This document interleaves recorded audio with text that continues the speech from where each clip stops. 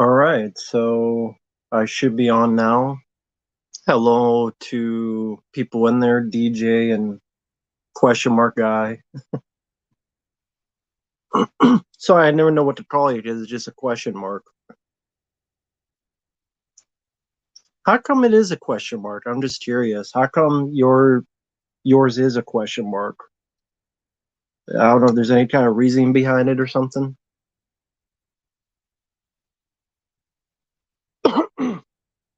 Apologies for coughing and clearing my throat throughout this because get a little bit better, but still, slowly but surely. Hey Ryan, hey Josh. Still a bit under the weather, but feeling a little bit better, but wanted to do a stream regardless. Sort of a casual hanging back stream. DJ, I do have a Predator 2 poster. I actually have two of them because two people were nice enough to send me. I have them right over there in the corner. Macedonia. Where is Macedonia? I apologize for my ignorance, Ryan, but where is Macedonia? Elvis, did watch the film, don't really care to. Really have no interest. It's almost like 3 hours long.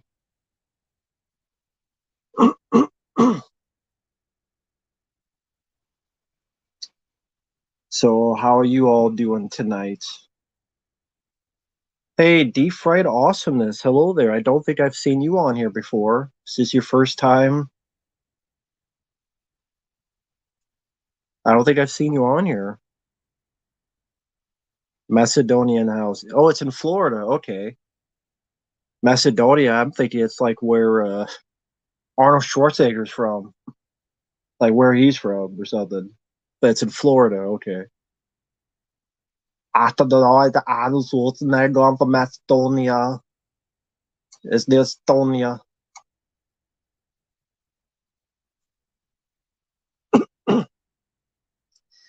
And yeah, I apologize for the clearing of the throat and coughing because I'm still, I'm getting better, but, taking it a bit easy. Oh, the horror boy, you changed your name. Oh, okay. Didn't like the horror boy anymore.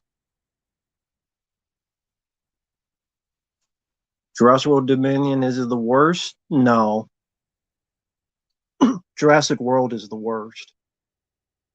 That's easily the worst of the franchise to me. Revamping the channel. Well, I wish you good luck in that. Jason Goes to Hell. What about Jason Goes to Hell, Ryan?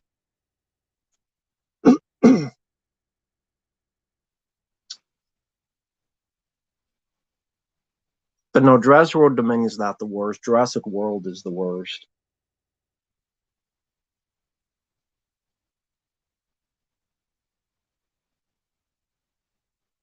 Hey, Ghost of John Wick's Beetle. I'm doing okay.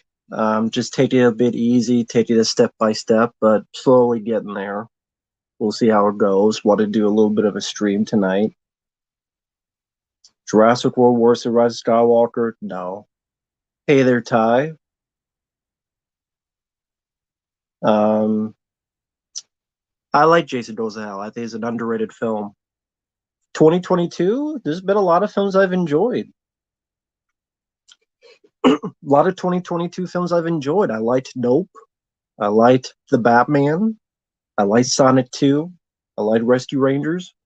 That Netflix film Carter, which was like a hardcore Henry type of movie. I liked that. That was a nice adrenaline rush surprise. There's been a lot of films this year I liked. Yeah, that was an interesting request, the Chris Stuckman reaction. Learned stuff I never knew before, so it's too bad the guy went through that. Favorite scene in the 1990 Ninja Turtle movie? It's hard to pick. There's a lot of them I like. Substitute movies, don't mind them. I could watch them as time wasters. Um, I'm not sure what a favorite would be, but I could watch pretty much all of them, at least time waster wise.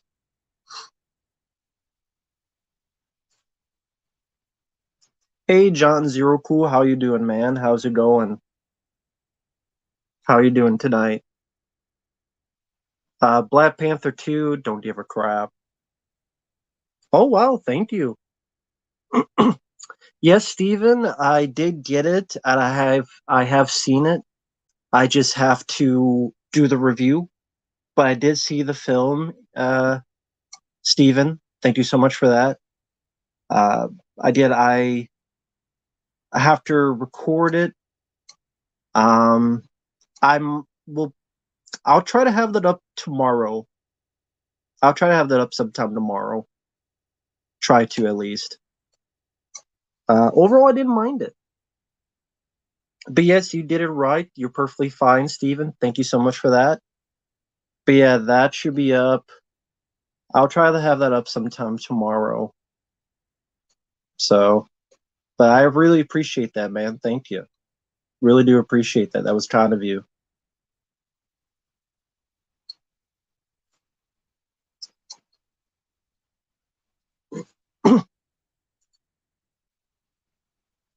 Hey, Mike. Yeah, if you want to, I thought you were busy, but I could send you a link. Do you want to come on, Mike? If so, I just gotta get my headphones, and then just give me a few minutes, get my headphones, and send the link.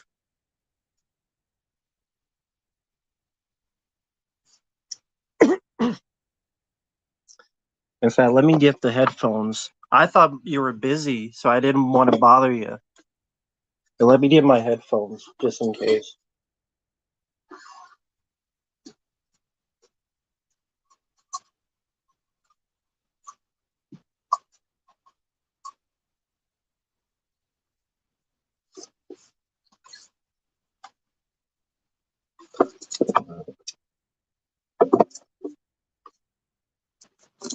I might have to go in and out because the audio might be.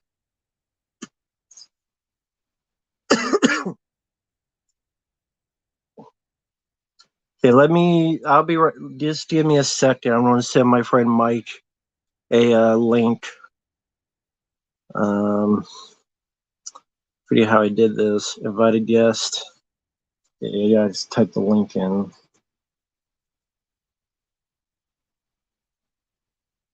Gotta do it this way.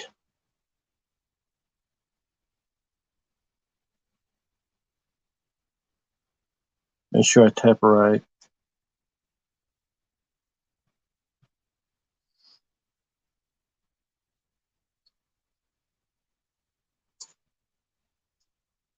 Yeah, that should be right.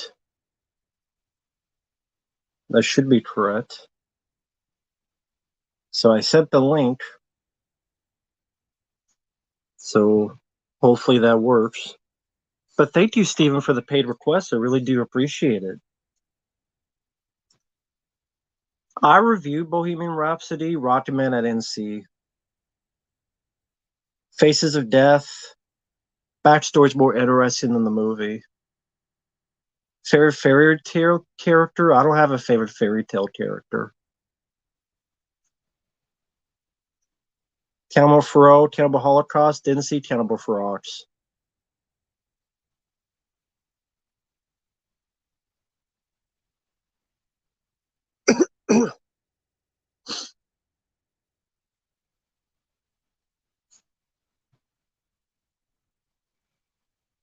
What's going on with Warner Brothers? I don't know. You tell me. You tell me what's going on with Warner Brothers. um, I love John Woo's Hong Kong movies. Hard Boiled. I have the Hong Kong Rescue before they screwed people out of their money. I was able to get their Blu-ray of that. I love Bullet in the Head. I think that's an underrated one. I like The Killer. Let's see if the audio works here. Add stream. Hey Can you there. hear me all right? Yeah, I can hear you just fine. Cool. Thank you for letting me join. Just got off work and had Burgerville's new onion ring Burger. It was good, wall to wall onion rings, but it Just was right, I might have a lot. to do some of my headphones. 1 second. Let Okay, me try this again. it was a lot spicier than I expected.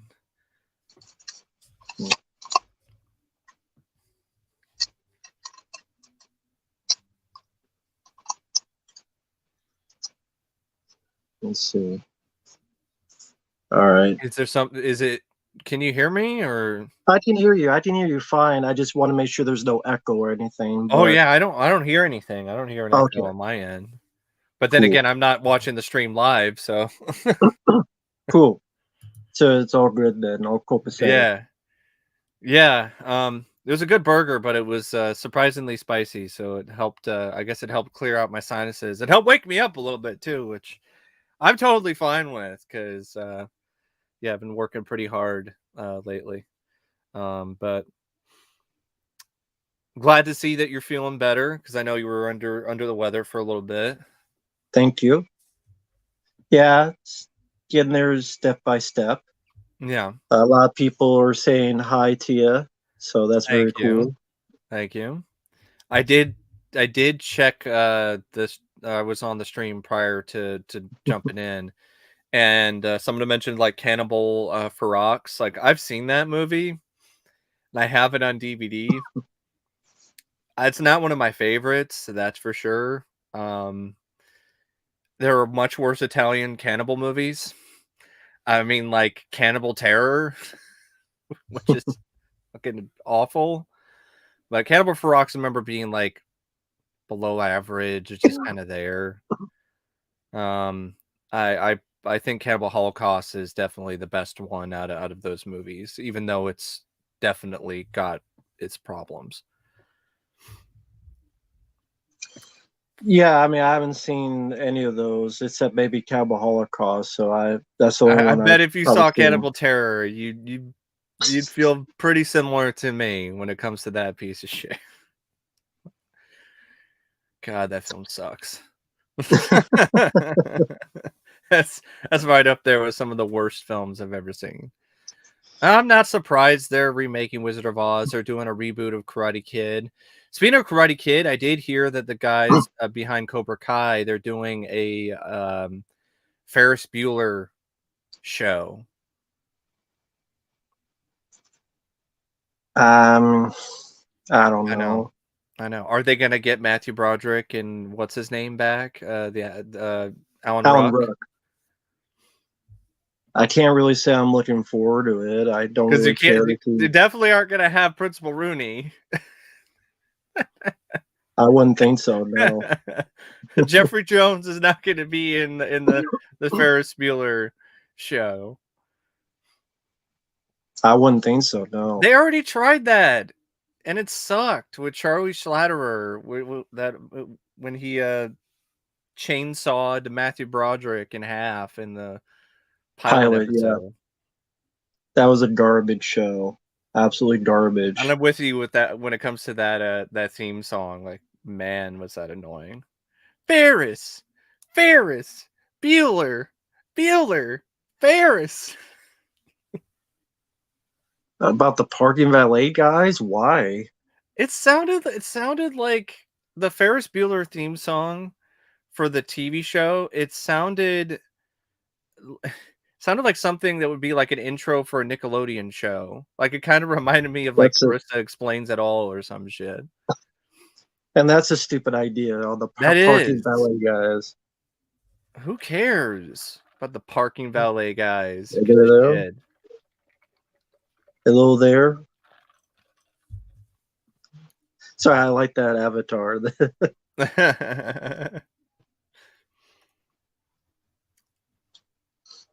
Yeah, I No, really did like Elvis. I thought it was pretty spectacular. It had some issues in terms of the pacing. Tom Hanks's performance. Here's the thing. Initially, I was like, "Ew, man, what is this?" But then I just grew to appreciate it because of just how off kilter and weird it was, especially when it comes to Tom Hanks's career. Like it was a very different kind of role for Tom. He played a pretty manipulative character as well, and I guess I just I guess I just warmed up to it, despite the accent and the fat suit and everything, because it was just so surreal and interesting just to see Tom Hanks, you know, do that kind of thing. I think it might have played off better with the majority of critics if he just didn't have an accent at all. I don't know what that wasn't really needed. But As I was laughing because someone said, "Someone tell Mike his hat is on fire." it's cold. But Yeah, there it is.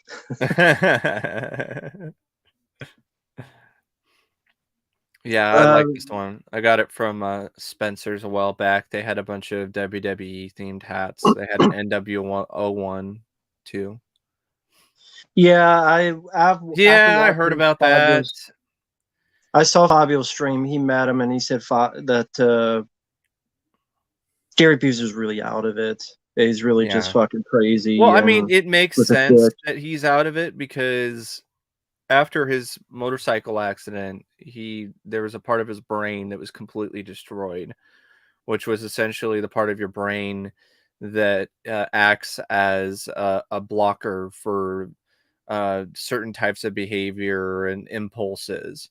So that part of his brain is damaged, pretty Then much he needs a beyond handler repair. because you Yeah, can't let him out and have him he touching does. women and stuff. Exactly. It's sad. It really is. But it's one of those things where, unlike some other instances, I don't really feel that he has as much control.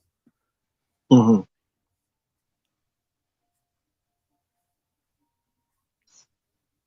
Yeah, if he can't handle it, then he just can't be going to conventions at all. No. I don't know. I mean, No. you just can't be doing that then. No. That's just the truth of the matter. Well, the decision is just made for him now. I mean, he's not going to be going to any more conventions, or because he won't be invited to any.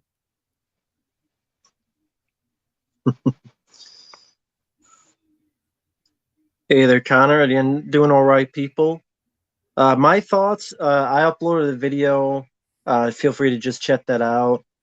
Yeah, that was long story sad. short, there's no fucking conspiracy. She wasn't murdered or anything. Yeah, no, come on. This is a girl that when she was back in the day, she thought she would find a spaceship. Mm-hmm. I mean, this is drugs, abuse, all that stuff fucked her up in the head. Her inner demons caught up with her. Yep. And these people doing these conspiracy theories piss me off because they neglect the fact that she was a damaged person. Yeah. When you believe in you're an alien or you're part of you's an alien and spaceships and shit, it's that fucking K-Pax. It would be like people, trying to throw out conspiracy theories about River Phoenix. Because he died because of his own demons as well, in a different way, but that's why he died, because of his own personal demons. Same with Chris Farley. Yep, that one's really sad. I mean, all of them are sad because they're still human beings. They're celebrities, but at the end of the day, they're still human beings. So you never want to see somebody go down that kind of path and have it end that way. Exactly. So yeah, it's sad. I mean, but at the same time, you can't be doing that and drinking at interviews and radio stations and then go home. And the thing is, sometimes there are stories where people are able to snap out of it and get well. I mean, Robert Downey Jr. is a prime example of that. Like, he was Steve-O, serious cocaine abuser. Like, RDJ was a coke addict. Yeah. And Steve-O, he was far gone, and he did a full 180. Yeah. To the point he's more. Who would have thought Steve-O would be the most centered out of all of the Jackass guys? Yeah, I know. Thank you. Yeah, I was surprised that I was able to do the review or the rant on the remake as short as I did, but I just went with it, and then I got to the end of the recording, and I was like, I'm done. I got nothing else to say.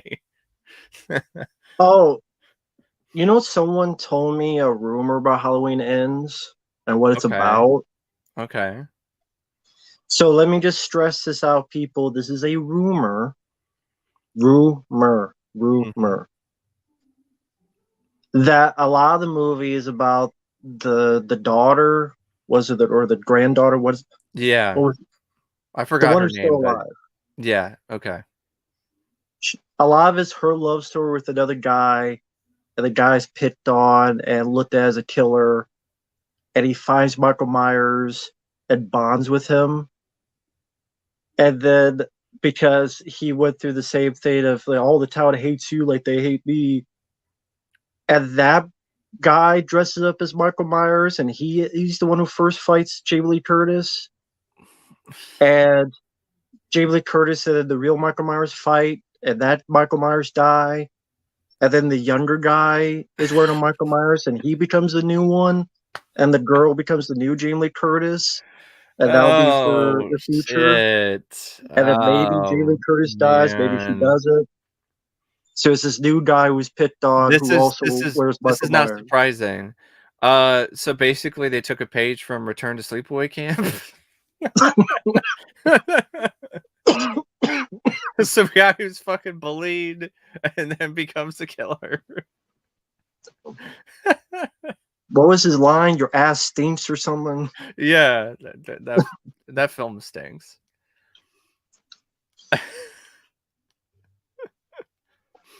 You're lost. I'm sure I would not be surprised if that's the I case. would not yeah, I wouldn't be surprised if that was the They case said it would either. piss people off, and they having a new Michael Myers, and And that's a way where they can set it up to have more. Like John Carpenter was asked about it and he's like, "This isn't it." Like tell people Halloween of movies. course, people saying this is it is don't know how this business works.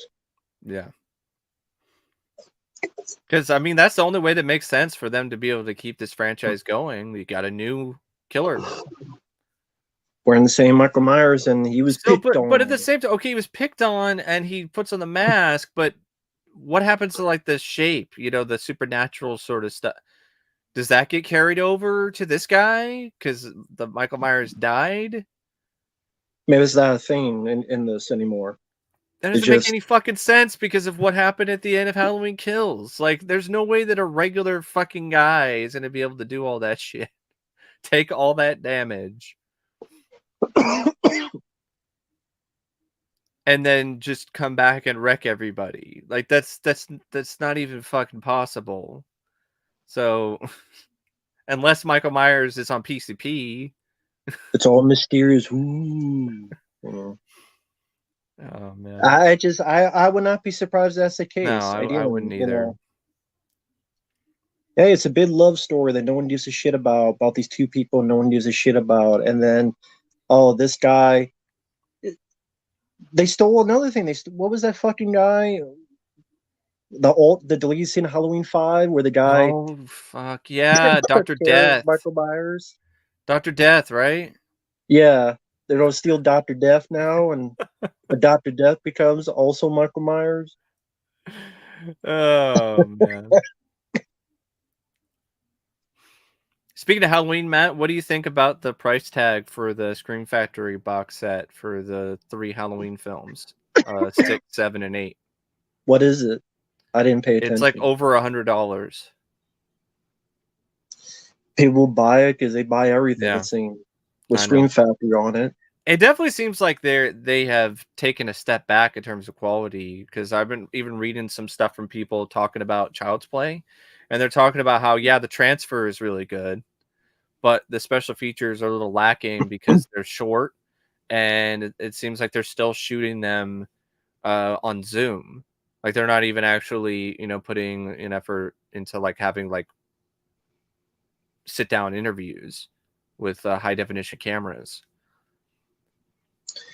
Yeah, I still haven't gotten them because I'm like, maybe eventually I'll get them, but So I mean, it's a lot of fucking money when your features aren't even that much up to snuff.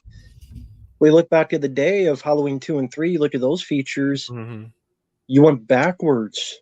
Yeah. Why don't you have a full documentary like you Well, they did on fired Halloween 2 and the 3? guys who were originally behind all that stuff, and they're working with other studios now. So I think Yeah, that's like Michael a big reason Felsher and why. them. Yeah. They're not the And king I remember of hearing boutique labels anymore, that's for sure. that one of the things they prefer is on the back of the cover, interview with, interview with, Yeah. interview with. Yeah. So it seems like you're getting a lot, Mhm. even though they're not. Yeah. Also, they've cheaped out on other things. Like they don't even have reversible slip covers for not slip covers, reversible cover art for their recent 4K releases of Child's Play. Unless you buy, I think, like the limited edition collector's Yeah, set you or get like whatever. alternate cover. Yeah.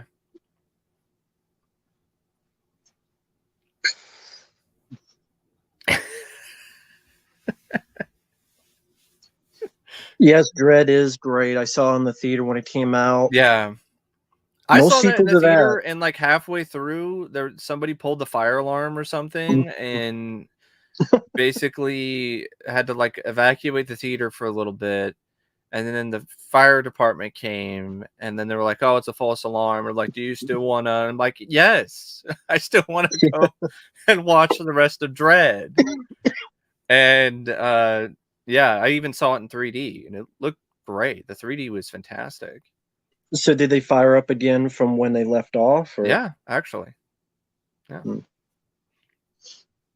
Yeah, I love Dread 3. Of course, we don't need a sequel to that. We did all this other I heard bullshit. rumors about, but I've heard rumors about Dredd 2 or Dredd TV series for years They're just now since rumors, yeah. Dredd came out. And speaking of rumors, I heard some rumors about Indiana Jones 5. Now they might be total fucking bullshit because of the source they're coming from, but I find it Yeah, to be kind kinda. of interesting to think about when it comes to like, is Kathleen Kennedy really going to destroy this franchise with the decision this fucking stupid? Because the rumors I've heard about Indy 5 are that Indiana Jones gets not only does he get replaced by the new female co-star, but he gets replaced in all the timelines because he goes back in time to like when he was young and he fucks something up and he accidentally kills himself, and then the female character, she then becomes Indiana Jones in all the timelines. So it's like Harrison Ford's Indiana Jones never even existed. It was always this chick. As much as Kathleen Kennedy's an idiot, Yeah. I have a feeling that won't happen. No. I I have a think feeling like even they that might have been something that they were looking at, and then somebody got wind of something, and then there were a bunch of because there were a lot of reshoots once that rumor showed up on like Reddit. There were a lot of reshoots. So I'm yeah, wondering if that there might be some smoke to that. could very well be. It wouldn't be the first time. But at the same time, Michael I don't Bur- think it's really gonna. It doesn't matter what the ending is. The film is more than likely going to suck. yeah, it's not needed. And so tell me regard, I still like part 4. I'd rather Despite see. A new, modern, updated King Solomon's Mines with a budget. That's what I'd rather see. Then you could have Chris Pratt be Alan Quartermain or whatever, and you could do all that stuff, and it can be like Indiana Jones, but it can be its own franchise, similar to what yeah, happened with the Librarian films with or Noah the Wiley on or TNT. the the rundown I like Mm-hmm.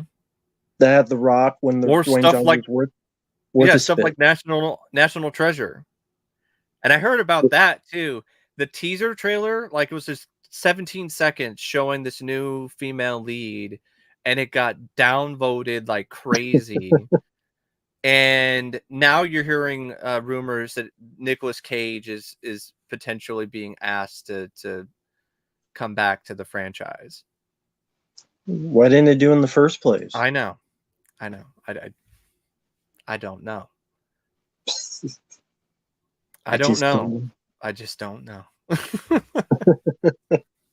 Where are you going to come up with that kind of... I don't know. I don't know. I'll be right back. So,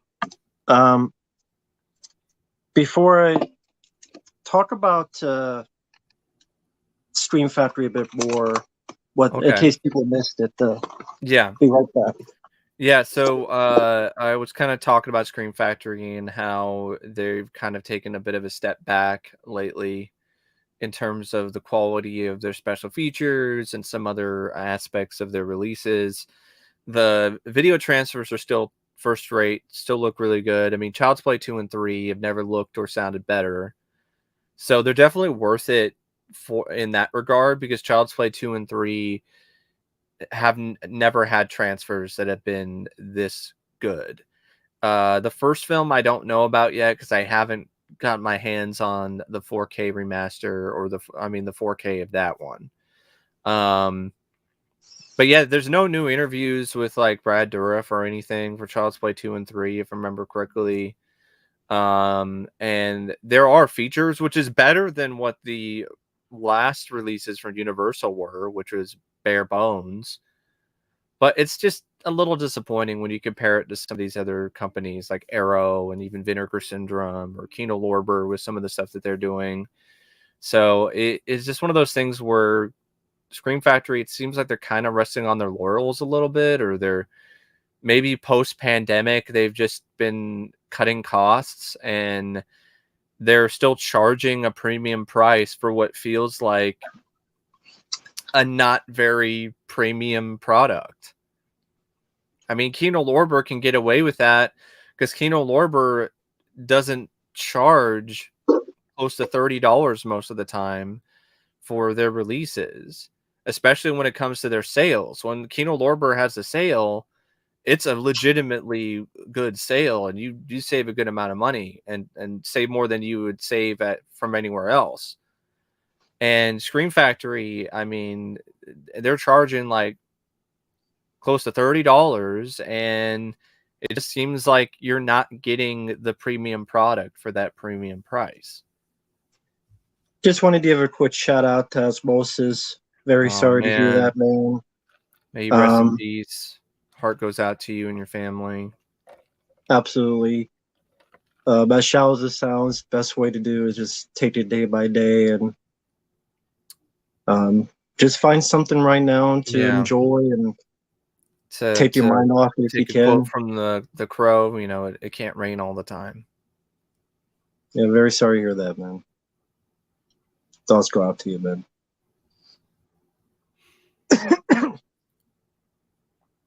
How long has it been going on? About 30 minutes, which is crazy because I didn't think it'd be 30 minutes already. But someone's asked how 2022 has been going. It's actually been pretty decent for movies. Yeah, surprisingly so. I mean, the highest grossing film is actually a movie that isn't woke, doesn't have a lot of politics going on or anything. It's Top Gun Maverick. I know Matt feels differently about it than I do or other people, and that's cool, but I think it's okay, but yeah, I don't hate it. I know, but it's just one of those things where it's surprising that it did that well. Like, I thought it was going to do well, but this well, like, I didn't even expect that. No, I mean, it just beat out Avengers Endgame. Yeah. So that's a pretty big feat. And I think that's going to cause a ripple effect going forward. I honestly do, because of how much money Top Gun Maverick made. I do think you're going to see more studios easing back on the politics, you know, trying to, you know, maybe do some more films featuring real stunts or real stuff. You already kind of see it with this movie. I'm trying to remember the name of it. It's a film coming out later this year. It even has one of the actors from Top Gun Maverick in it. Iron Eagle. No.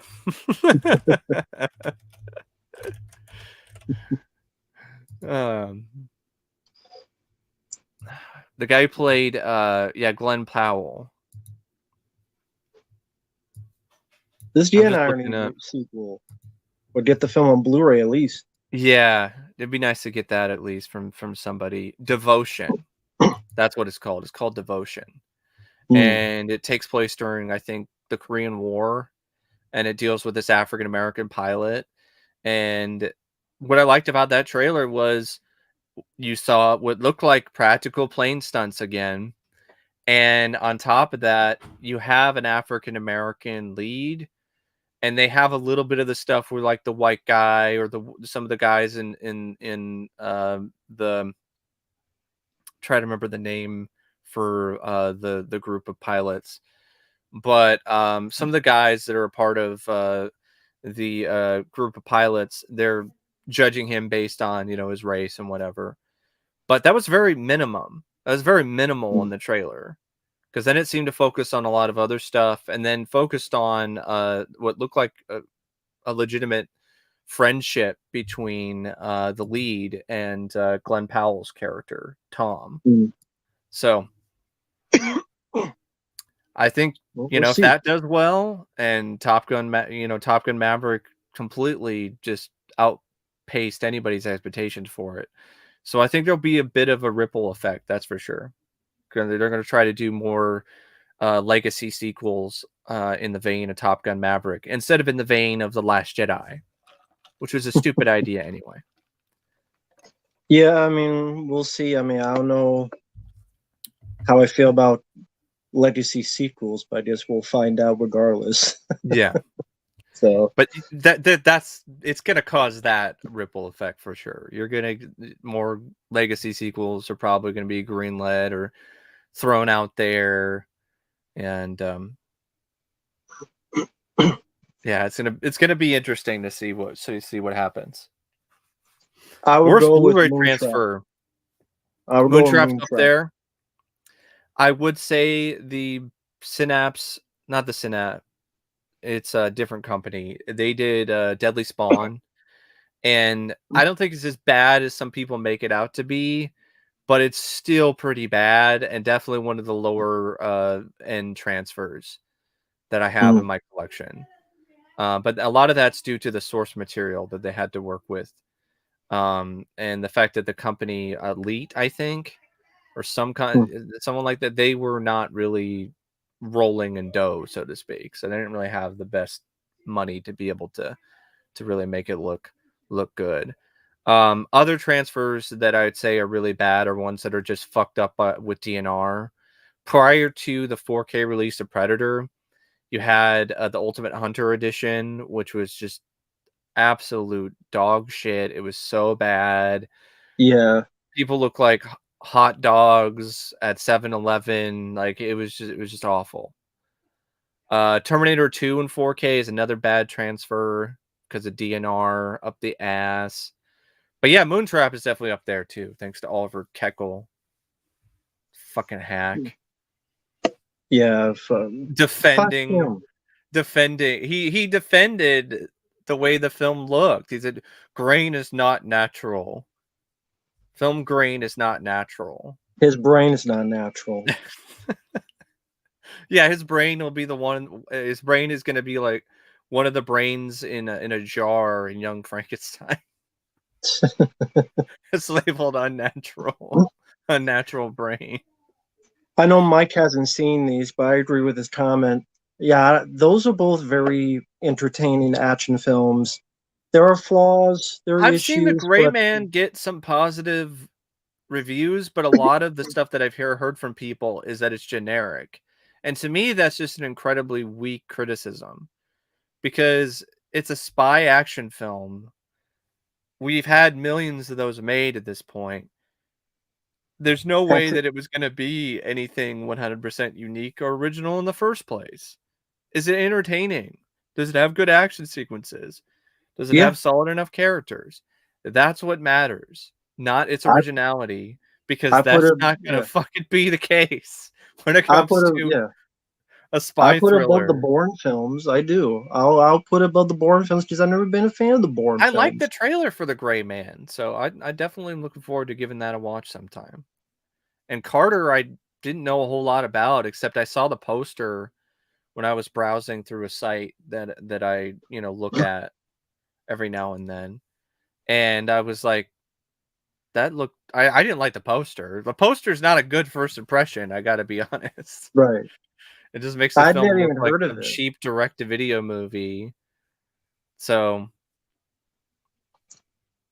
But that movie, I mean, are there issues? Sure. Is the story a lot to run home about? it seems like it No. has a long running time as well, Carter. It does, but I didn't feel it because I thought at the very least the craftsmanship of the action scenes are Mhm. way better than a 5.1. It all looks like Damn. done in one shot Shit. with some 5.1. really, at the very least, the action sequences make it higher than that. It's And rough. it's not a 5.1, but then Prey it's a fucking hand job. I'm already getting tired of that fucking movie. I really am. I liked Nope. Mike hasn't seen it, I know, but I won't spoil it. But I liked it. I think I'll probably, find it to be decent enough, especially if it's a Jordan Peele film where it's not trying to be overly political. No, I Because didn't think it was. if that's the case, then I think I'll probably not mind it. I'm just waiting for it to show up on streaming. Yeah, I've just been revisiting the Karate Kid films because I got those as requests. So watched the 4K of this. Looks really good. I agree with your criticisms on the Karate Kid, Matt. It's a classic. It's really good, but it is a bit too long. I think there are some scenes that could have been just trimmed out entirely. Maybe have a little bit more of the training stuff a little bit earlier in the running time. Um, it's over 2 hours, right? yeah, it is, and there are times where it kind of feels it. I think there's Yeah. some of the stuff with Allie and Johnny that could have been cut out, like the stuff in the country club or whatever. I understand why it's there, but she's already established as a strong character who can hold her own and doesn't take shit from Johnny previously to that scene. So I don't really think you needed that sequence where she's Yeah. at the country club and Johnny puts the moves on her again to try to make Daniel feel jealous. I don't think you really needed that scene. The And second so film there's was always my favorite. yeah, and I won the bid on eBay to get the 4K of the I did second get one. I did get the 4K disc. It just there's no Good. cover, but I was able to get the disc Yeah. that you let me know about. So I Because do have it. folks, if you want to get Karate Kid 2, you can't buy it separately because for some stupid reason Sony only released it and part 3, which I don't really give a shit about part 3 because it's one of the first films I remember watching and being so disappointed by. I threw the damn tape out the window. So I don't really care about having part 3 in 4K. But No, musicals are not gays.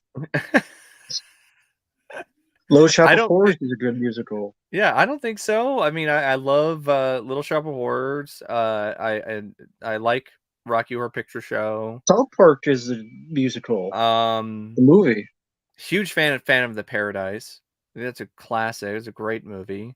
I liked And the newest Stars Born. I liked that one with Andrew Dice Clay in it. I liked Elvis. I thought it was excellent for the most part. Definitely one of the better films I've seen this year. Rocket Man is phenomenal. Absolutely love that movie. Taron Egerton was robbed of an Oscar, if you ask me.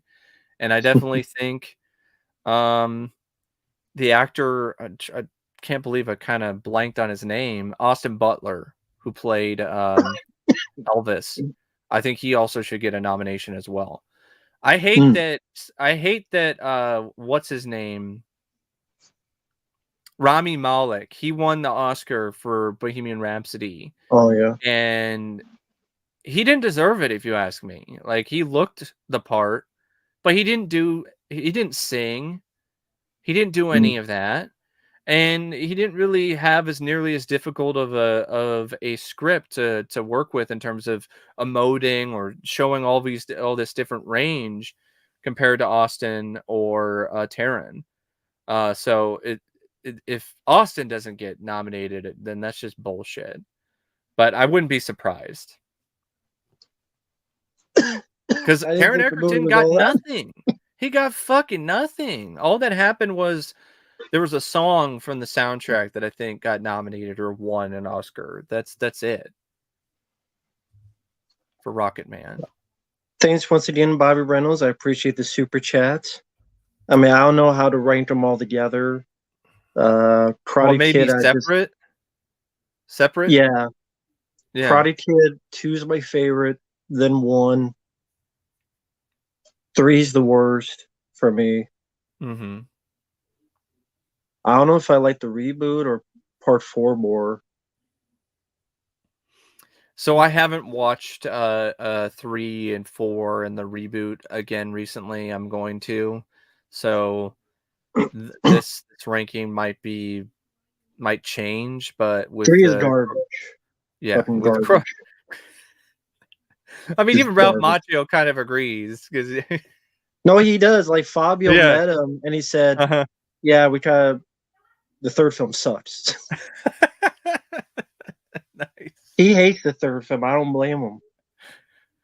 Just have hashtag fuck Karate Kid 3. Like Alien 3. Because Because this Michael movie's Bean garbage and everything. because It's Michael Bean said in person as well. He was like, "Fuck Alien 3." I think pretty much Rob Boucher says they fuck Karate Kid 3. It's garbage in every single aspect. It's garbage in villains. It's Mhm. garbage in story. Oh, There is what? no What, you love don't story like because Thomas Ian Griffith in that movie? Like, I don't get like he's the goofy recent and annoying as fucking pissing in the yeah. wind. I don't get the recent like outpouring of support for that character.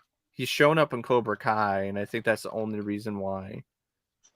Yeah, because he's goofy and terrible as shit in Karate Kid 3. And it's frustrating because I've seen him in other films like Excessive Force, and I know that he's a pretty decent, uh, Capable.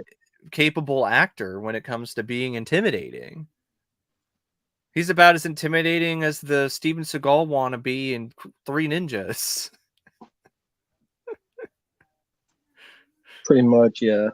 Um, but yeah, I would say I actually agree. I like the first film quite a bit, but I do like the second film more. It takes things to Japan, which is a very nice change of setting, and it fleshes out the relationship and the connection between Miyagi and Daniel even more. And I think the villain is honestly more interesting. Johnny might be more interesting now because of all the extra stuff that he's gotten with Cobra Kai, but with the movie, just looking at his arc or his character in the Karate Kid, it's not that interesting or that deep of a character. But the No. villain in Karate Kid 2, there's more intricacies there, and I think it has some good action. The soundtrack is just as good. It's well directed. I thought it was paced a little bit better. So yeah, I would probably put Karate Kid 2 above the first, and 3 would be very Oh, yeah. low on my list too because like I said, I saw that movie as a kid because I liked the Karate Kid movies and I hated it. Threw it out the window. Like, ejected That it out of the deserves. VCR. I was just like, get this shit out of here. Like it deserves. It deserves to be thrown in the dumpster. And the next Karate Kid, I remember being pretty forgettable. And the reboot, I don't remember hating it as much as I thought it was going to. Mm-hmm. but I also didn't think it was anything, that great. As for Rocky films, like 4 is my favorite, then 3, then maybe 2. Mm-hmm. Yeah, I think that's a good one. Then maybe Balboa, then 1, then 5. I don't count Creed because Just they're fuck the Creed Creed movies. films. They're Creed movies. They're not Rocky films. They're crap movies. They could suck my balls. So, yeah, with Rocky, I would say I've always really liked Rocky 3, especially for, that end fight. It's the most thrilling, exciting fight in the entire series, if you ask It's a me. good one. But I've always kind of alternated. It's kind of similar to how I feel with Predator and Predator 2. It's like, what am I in the mood for? Kind of like 1A, 1B kind of thing between 3 and 4. Yeah. Then after those, I actually am going to put Balboa. I like Rocky 2, but I like Balboa a little bit more. And after Balboa, probably Rocky. I really like the first film's a classic, but I probably would say Rocky 2 is one that I've watched more, so that would probably be there, and then the first one, and then Rocky 5. Which I'm still not a fan of. I've tried many times, just it's not for me. I could I've seen watch worse. the work print version. Mm-hmm. I think that is a better movie. Yeah. I don't think it's still not direction. You really could have just ended the entire franchise with 4. Yeah. He's a champion of the world. He ended the Cold War. Yeah, he beat Dolph Lundgren. If I You could really did not change need and you could change, then everybody could change. to change. You really did not need any more after 4, but Stallone didn't want to give it up. No. And it sounds like the franchise is just being taken away from him, no matter what he thinks or what he's trying to do. Yeah. I don't know. I mean, Creed 3 was going to suck regardless, just if Creed Yeah. 1 and 2 suck regardless. And I understand his baby, but part of me is like, just let it go. But I guess, he wants it for his kids. I get that. And his So generations. just be like, Last Crusade with Indy and his dad, let it go. Indiana, let it go. That's true. That is true. Let it go, Rocky. Let it go, Rock. Well, Stallone's dying in Creed 3, so he probably could be killed off screen. You never know. Like basically Rambo, because like if you really think about it, that's probably a fatal wound in Last Blood. Well, he rode off on a horse and he wants to do Rambo 6, so he won't let it go. He won't let it go. He keeps pushing it. He keeps pushing it. Stop pushing it. Sly, take your own advice. Yeah, rest in peace, Wolfgang Peterson. Yeah, He's a good director. He's 81. Still lived a relatively long life. Big fan of his. Actually, recently rewatched Air Force One and watched that on 4th of July in 4K. Still a Good classic. one. Still a great movie. I also really like In the Line of Fire. I didn't like that one as much as you did. Like I didn't mind it, but I don't know. Maybe it was just the timing of when I watched it or whatever. I didn't hate it or anything. I thought it was there. I really enjoyed it. And I love Outbreak. Oh yeah, Outbreak is amazing. Like we're even in deep fucking shit, and we're already in deep fucking shit. yeah, that's my favorite Dustin Hoffman starring role is his character. Yeah, I In love the film Outbreak. Outbreak. And like, man, did that film have a spike in popularity when the pandemic That's weird. They started. never reissued the Blu-ray or I know they didn't. 4K or They didn't anything. do that for Contagion either. I don't think, and they did that a little bit later for Contagion, but they didn't do it for Outbreak because there was a certain time where you couldn't find Contagion at all because it was just everyone was buying the film and it was out of stock everywhere. And I'm like, I wish that was the case with Outbreak, and it did kind of get to that point with Outbreak as well. But I know Contagion has better reviews. But Contagion is a fucking snooze fest. That film is so dull and boring. I don't even think I even finished it. I was watching it for a disease and epidemiology class because I took that class in college, folks, months before the pandemic.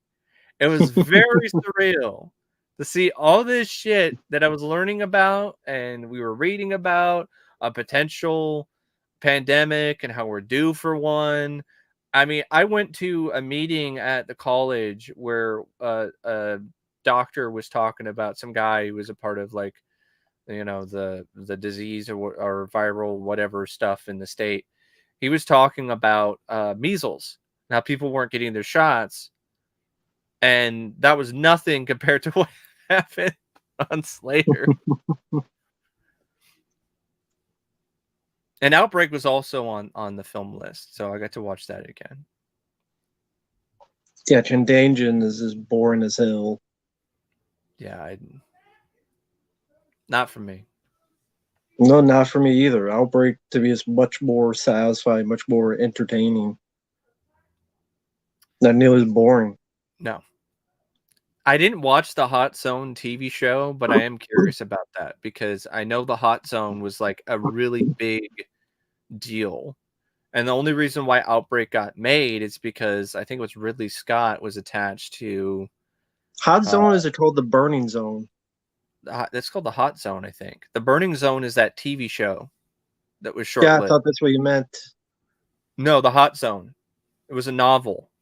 Oh, the novel. You want to read the on novel? Yeah, the Okay. novel The Hot Zone was based on the Ebola outbreak.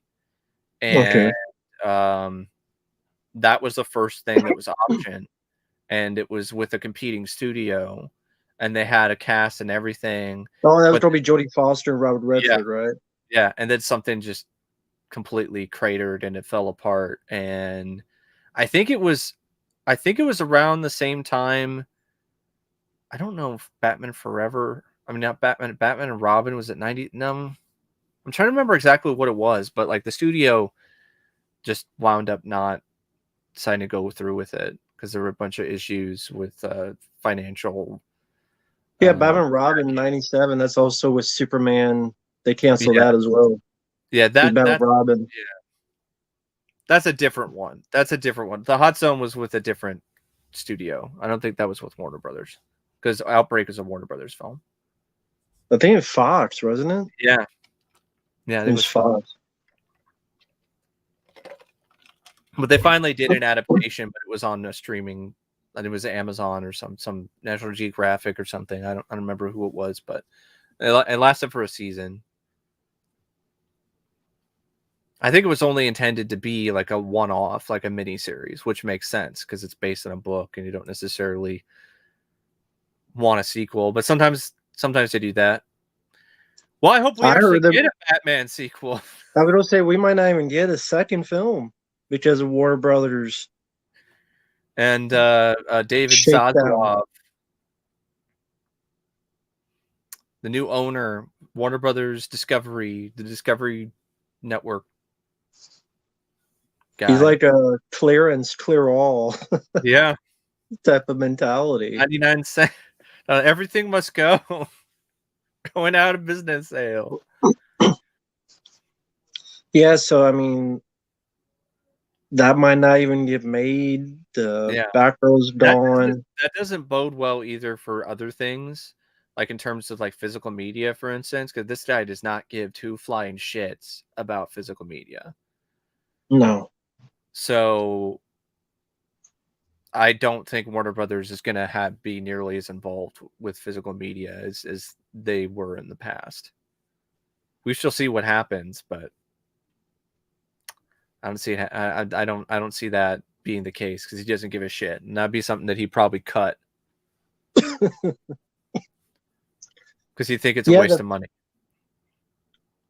In that Flash movie, because they put so much money into it, I said before, I think they will release it, but it's all going to be marketing on Michael Keaton. Yeah, because he can't do Ezra Miller.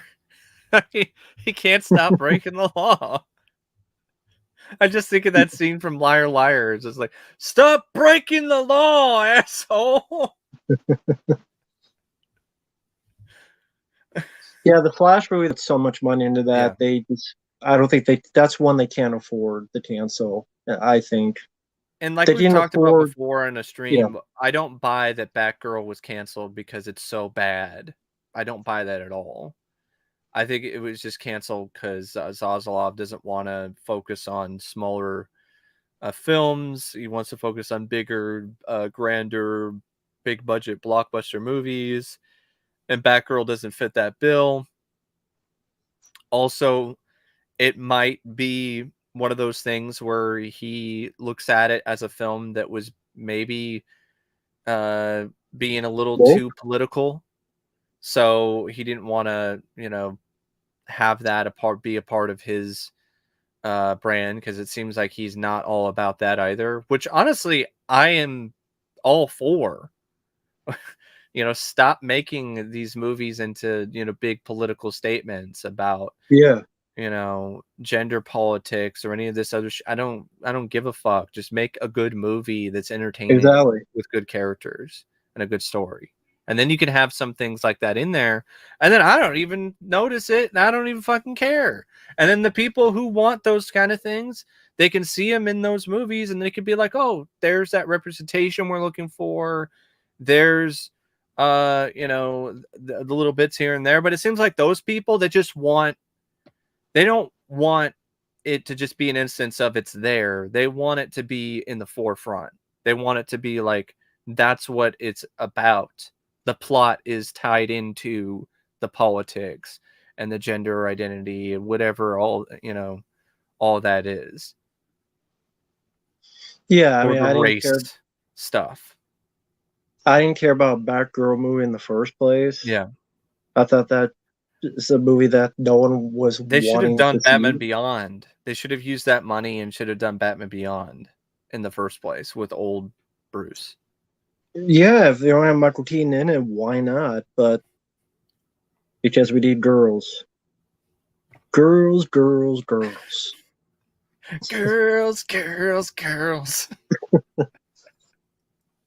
titties. But yeah, we'll see what happens. I heard Black Adam, it came out that it was rated the same as Girl by audiences. So that's clearly not the same as what? It was Black Adam was rated the same as Batgirl by test screening audiences. So it clearly was not an instance of it. It's so bad that it had to be canceled. It was embarrassing for the brand. Like, nah, you just didn't like it. You just didn't like Zaslav, and you didn't want to market it. You didn't want to do that. You just decided to just use it as a tax write-off. I do feel bad for some people involved with HBO Max for sure. I mean, creators of like animated shows and other people who are essentially having their content erased. That is rough. And they got the fucking finger curse. Yeah. Being erased. I'm being erased. So it's just a big dick power move. Yeah, that's really what it is. By a guy throwing his cock around, saying, I'm the boss, I'm the king. He's the new kid on the block. Speaking of new kids, I was requested a few films, and I watched That's My Boy with Adam Sandler. And that's Andy Samberg has this warped New Kids on the Block tattoo on his back because he got it when he was a kid and he Mhm. grew, and so they're all looking fucked up. That was like one of the few gags that kind of made me smirk a little in that movie. For the most part, that film was just awkward as hell. So awkward and just I know unfunny. when I told you the premise of it, and I saw your Yeah, reaction. I just I couldn't. I was like, and this was made in like the 2010s. You're like, and this is like, we were starting to see a lot of stuff around that time where it was like, this is not acceptable anymore. You aren't supposed to do this, and blah blah blah blah blah. And you got stuff that has like ancient racist stereotypes, like the Asian uh butler and maid who work for the rich guy. Um and just the awkwardness of the whole like, oh, he banged his teacher. And that's awesome. And he gets cheered and he's a celebrity because he fucked his teacher when he was a kid. Like you're just like, uh yikes. Well, they're both based on Pierce. They're both based on the same story, so that's not really a ripoff. They're both based on the same Yeah. story. And they doubled down in That's My Boy on the awkwardness because it's not bad enough that you have, a teacher banging a kid and then they have a baby. Uh then you have incest. That was funny to them. Yes, Incest I is don't know. I I'll don't tell you. see how incest is funny. It's just I don't know. I it's just mean, wrong and fucked up. But I've seen worse Adam Sandler films, but that was still not very good. Like I'd rather watch The Stupids again, and that was pretty bad as well with Tom Arnold. yeah.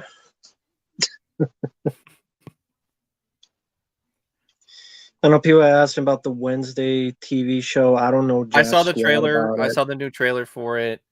Visually, it looks good, but that's the norm for Tim Burton nowadays and a lot of other directors, that it doesn't necessarily mean anything.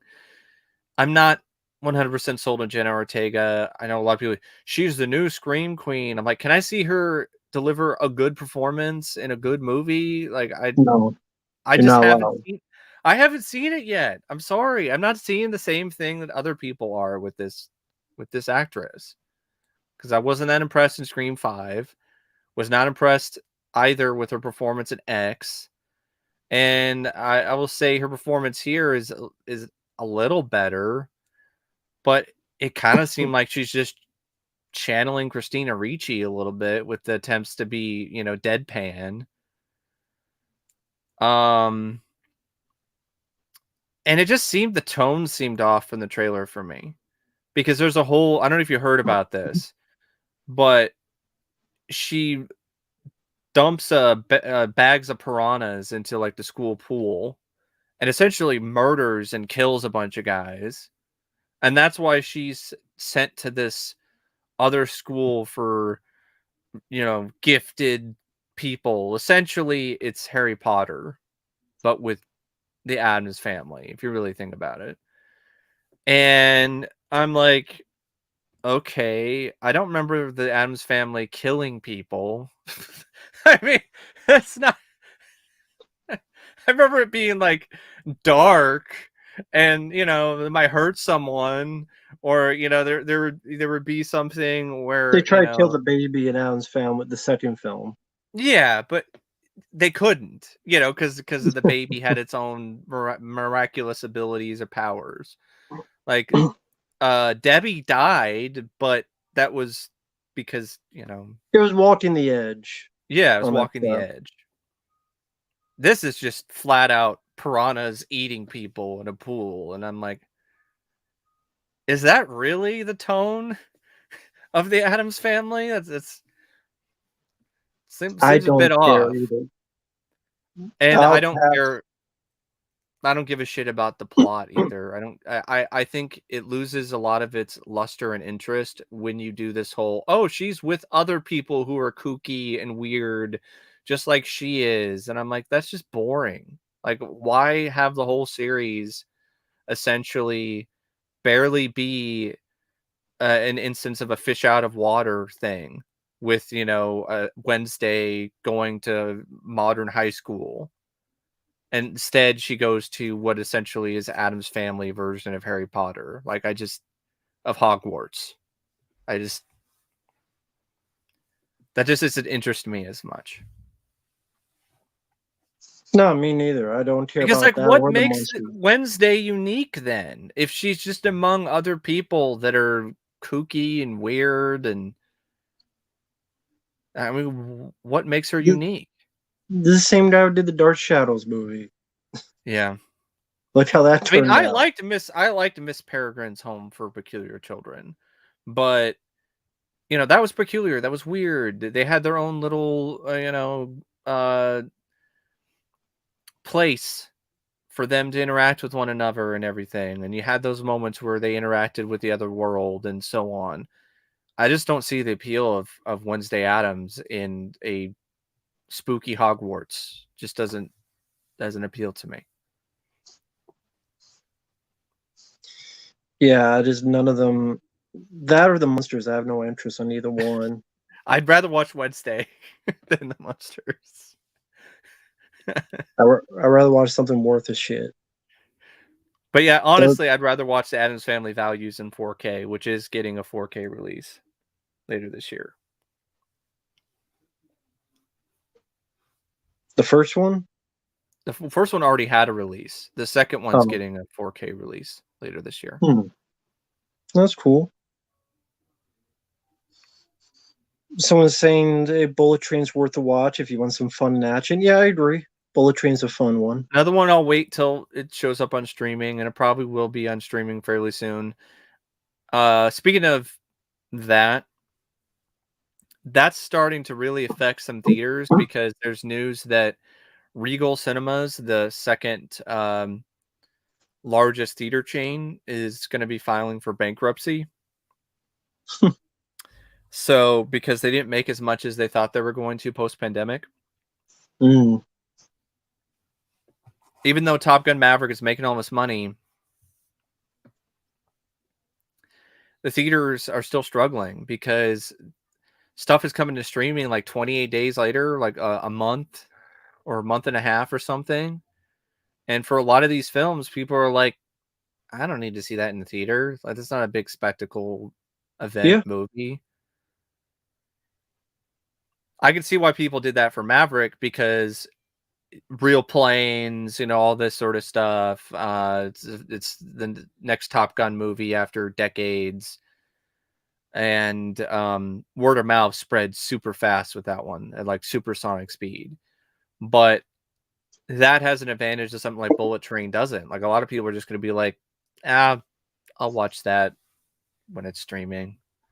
I don't need to go to the theater for that. Also, the updates in technology, the newer 4K televisions and stuff. A lot of people, they have the right setup. They're like, I don't need to go to the theater. I can get good sound, good picture quality at home. I don't have to pay nearly as much, and I don't have to deal with other people.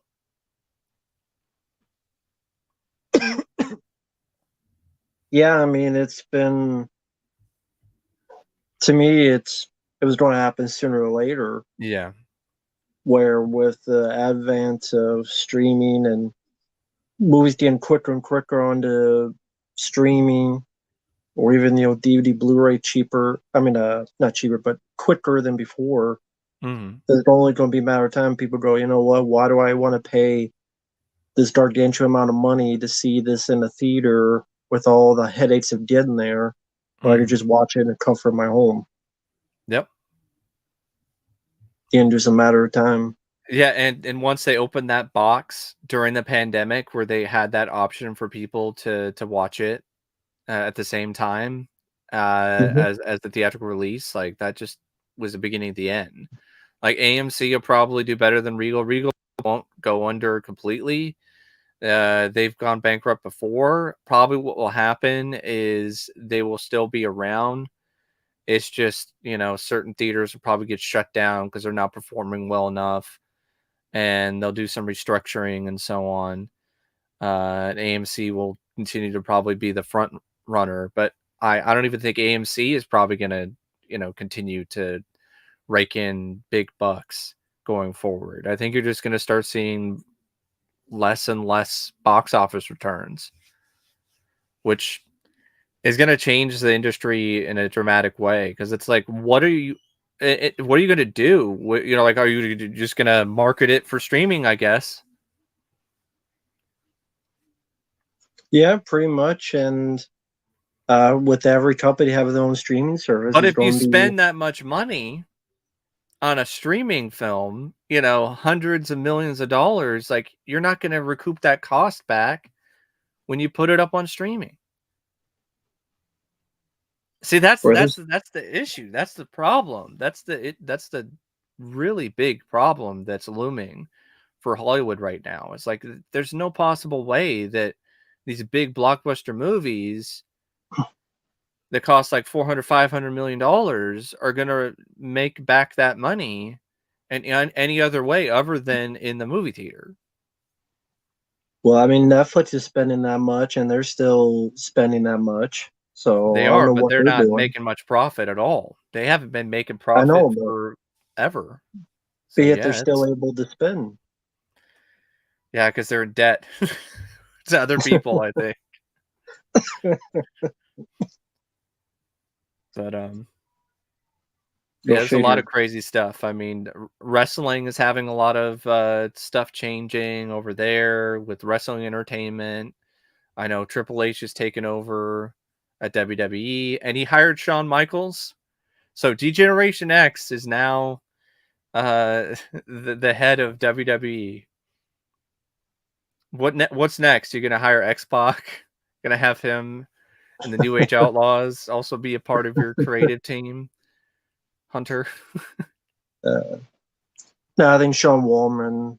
Yeah, I think he's smart enough to just leave it alone. Yeah.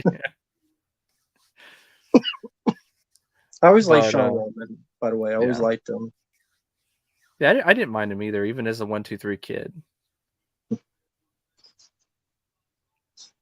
That might be what happens. I mean, you never know. They might not have any control over it at this point. Like, if the budgets keep spiraling out of control with these big films and they don't make enough, then they're going to have to put their boat into basically 2 or 3 films to make all this money. And that's just something that is not feasible. It's just not feasible for a multi-million-dollar studio to put all your eggs in that one basket. So that's why I don't even think Zazov's plan going forward for Warner Brothers is even a good one, especially when it comes to the landscape changing so much, so dramatically and so quickly. Oh, you're going to put all your eggs in the big blockbuster movie basket? Well, not a good time to do that.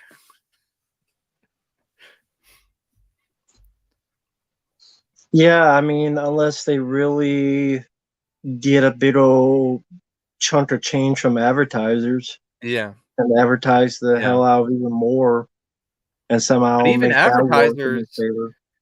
Yeah, even advertisers are struggling because in streaming, a lot of these streaming services, like, some people, don't pay. They pay for just the regular version, so they don't have ads. But there's a lot of other people, they pay the extra money and they don't really get ads. Netflix is still ad free. There's a lot of other streaming services that don't have ads. So where is that going to come from? Is that going to lead to just all of these services now having ads?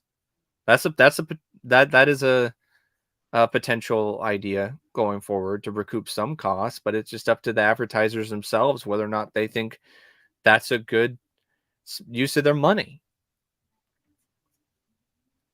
Seems like a lot of the advertisers' best use of money is on YouTube and these other, platforms online. Yeah, and they don't have to realize that they don't have to learn how to use their money better. Yeah. Because there's a lot of these movies that I look at, I go, I don't see how it costs that much. and there's this better usage of money. You're gonna have to. I think that's a think positive smarter. going forward, though.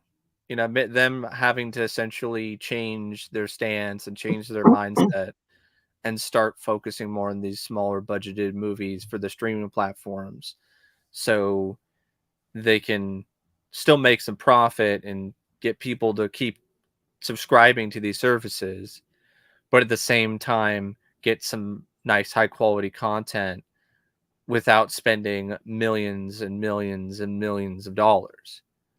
Because it's just not a sustainable business model to spend 500 to 600 million dollars in one movie, and like in order for it to break even, it has to get over $1 billion. I mean, why did they ever think that that was something that was just going to continue to be sustainable is beyond me. I have no idea. You should have been here when I read the rumor about the movie. Probably won't be, especially if the rumor is true.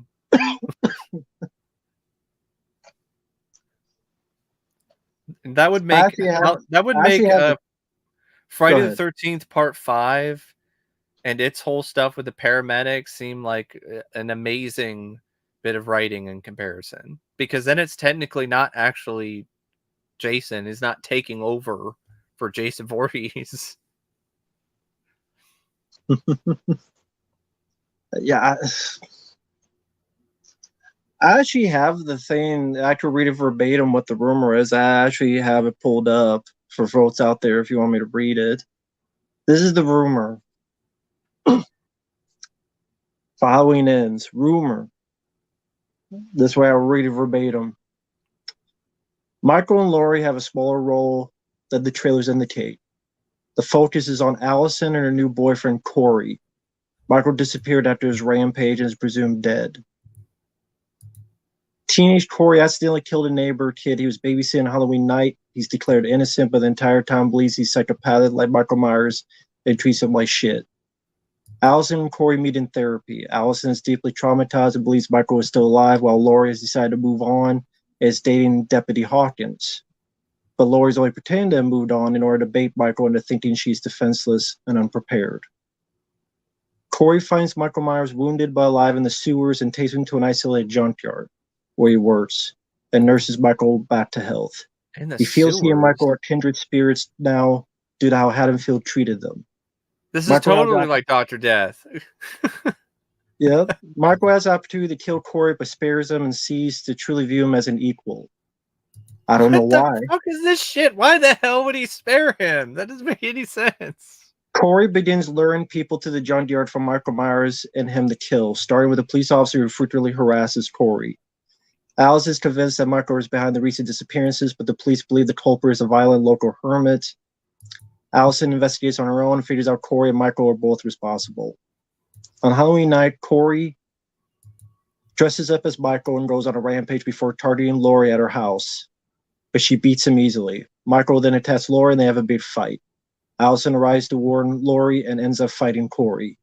Laurie Strode kills Michael Myers by stabbing him in the face with his own knife, not only killing him but destroying his mask. Allison shoots Corey and he falls out the window, but when she goes to check, he's gone. Halloween 2.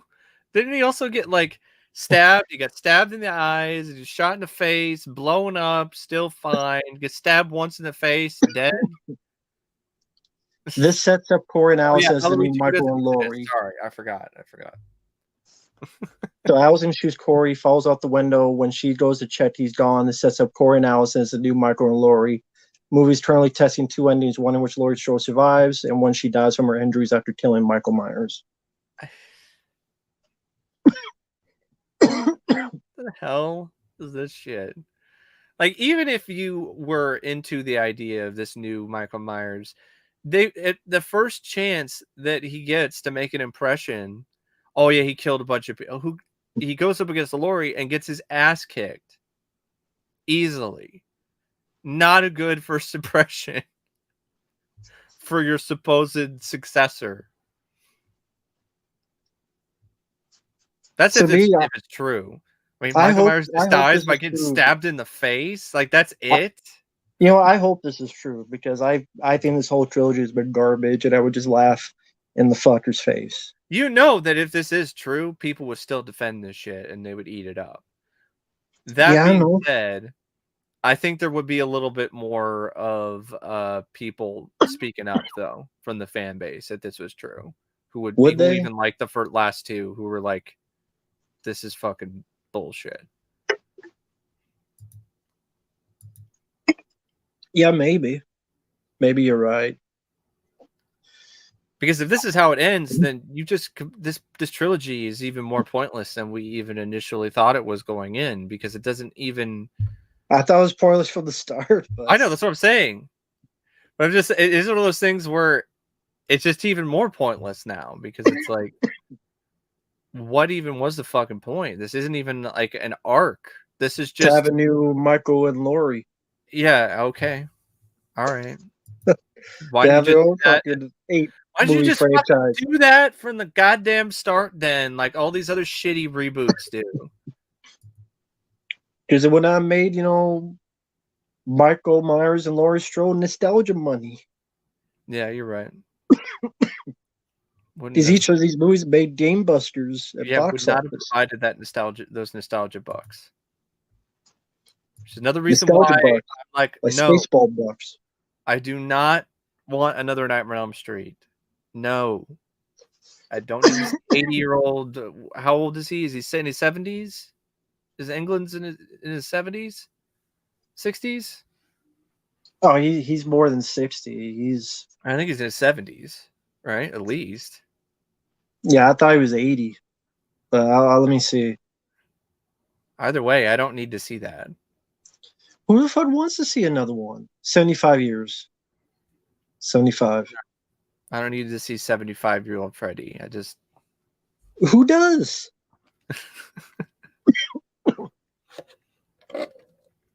For those who do, I would seriously ask them Now, why. you know, if Blumhouse did that shit, it would probably be a huge hit because of what's already been established with Halloween.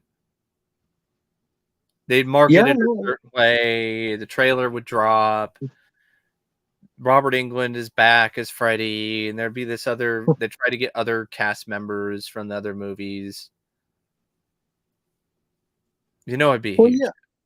yeah. I know it'd be a huge hit because if you put the fucking name on anything, people run to it like Stream 5. Yeah. Doesn't mean it's worth a shit. Doesn't mean it's worth a spit. Doesn't mean it should Nightmare on be. Elm Street remake though didn't do that great, I don't think. But with the nostalgia around England, then it would. Oh yeah.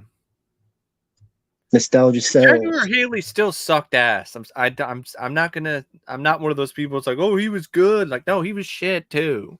Who said he was good? There's a lot of people like have popped up, you know, lately defending Edgar Haley and that. Well, they're wrong. He sucked. What He are you sucked. screaming for? What are you screaming for? I haven't got you yet with the potatoes and the Mm-hmm. Why are you screaming for? I haven't even cut you yet. I'm over for Nancy and Randy and meow. Sling Blade Freddy. Sling Blade fucking fascist Freddy. And also the bullshit where they're like, was he innocent? Oh, wait, no, he wasn't. He had a magic cave. Yeah, Magic Cave. Must be crystal skulls in there. That remake is just absolute fucking shit.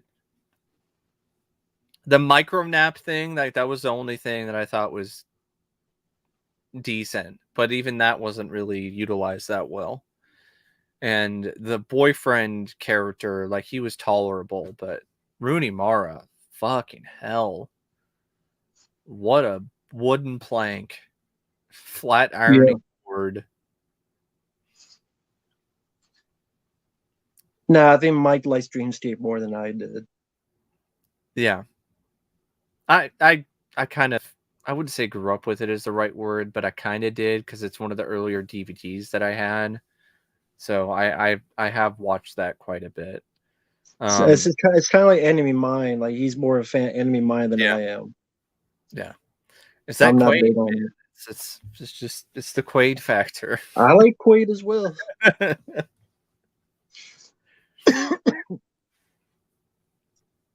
Dreamscape, I thought the effects could have been really improved as well. Yeah, Dreamscape's a film that I honestly wouldn't mind a remake of with better, today's visual effects. And there's a lot you could do with it. And I remember reading rumors like years ago about, but nothing really came from it. Oh, I'm really sorry, man. Oh, Thanks for the super chat, but yeah, sorry that happened, man. yeah, I'm sorry But too. glad we're cheering up a little bit. Yeah. Fuck the bitch. She's probably just a bitch that would have stole all your money. Amber Turd. You could. That's what you look at. Yeah, look at that. You might have missed out getting an Amber Turd of your own, and she sneaked in and dump on your bed. So she might have been dumping on your bed and stealing all your fucking wallets. Have you And heard fake that shit? pregnancy. Speaking of Amber Heard, have you heard about that stuff where she's like gearing up for Another another dumping? defense? She's gearing up to Dump at someone else's bed. no, she's gearing up to Puke. fight the Fight the power. Fight the black power. no, she's just to fight the ruling, and because there was some stuff that was leaked or whatever because Johnny Depp supporters wanted some documents unsealed and they got unsealed, and Amber Heard's team are trying to act like, oh, that she was right all along and blah blah blah blah blah, and it seems like this is never ending, and yeah. She's only right in her own mind. She's the only one who believes it in her own mind. Like, I think even half her She fucking does mind have don't even believe it. some people who are still supporting her. Where they're gullible. They're gullible as hell, then I'll say that. They're gullible as shit. Well, I mean, for some of them, it clearly is an instance of it's a political thing. They're siding with her because of politics. Screw politics.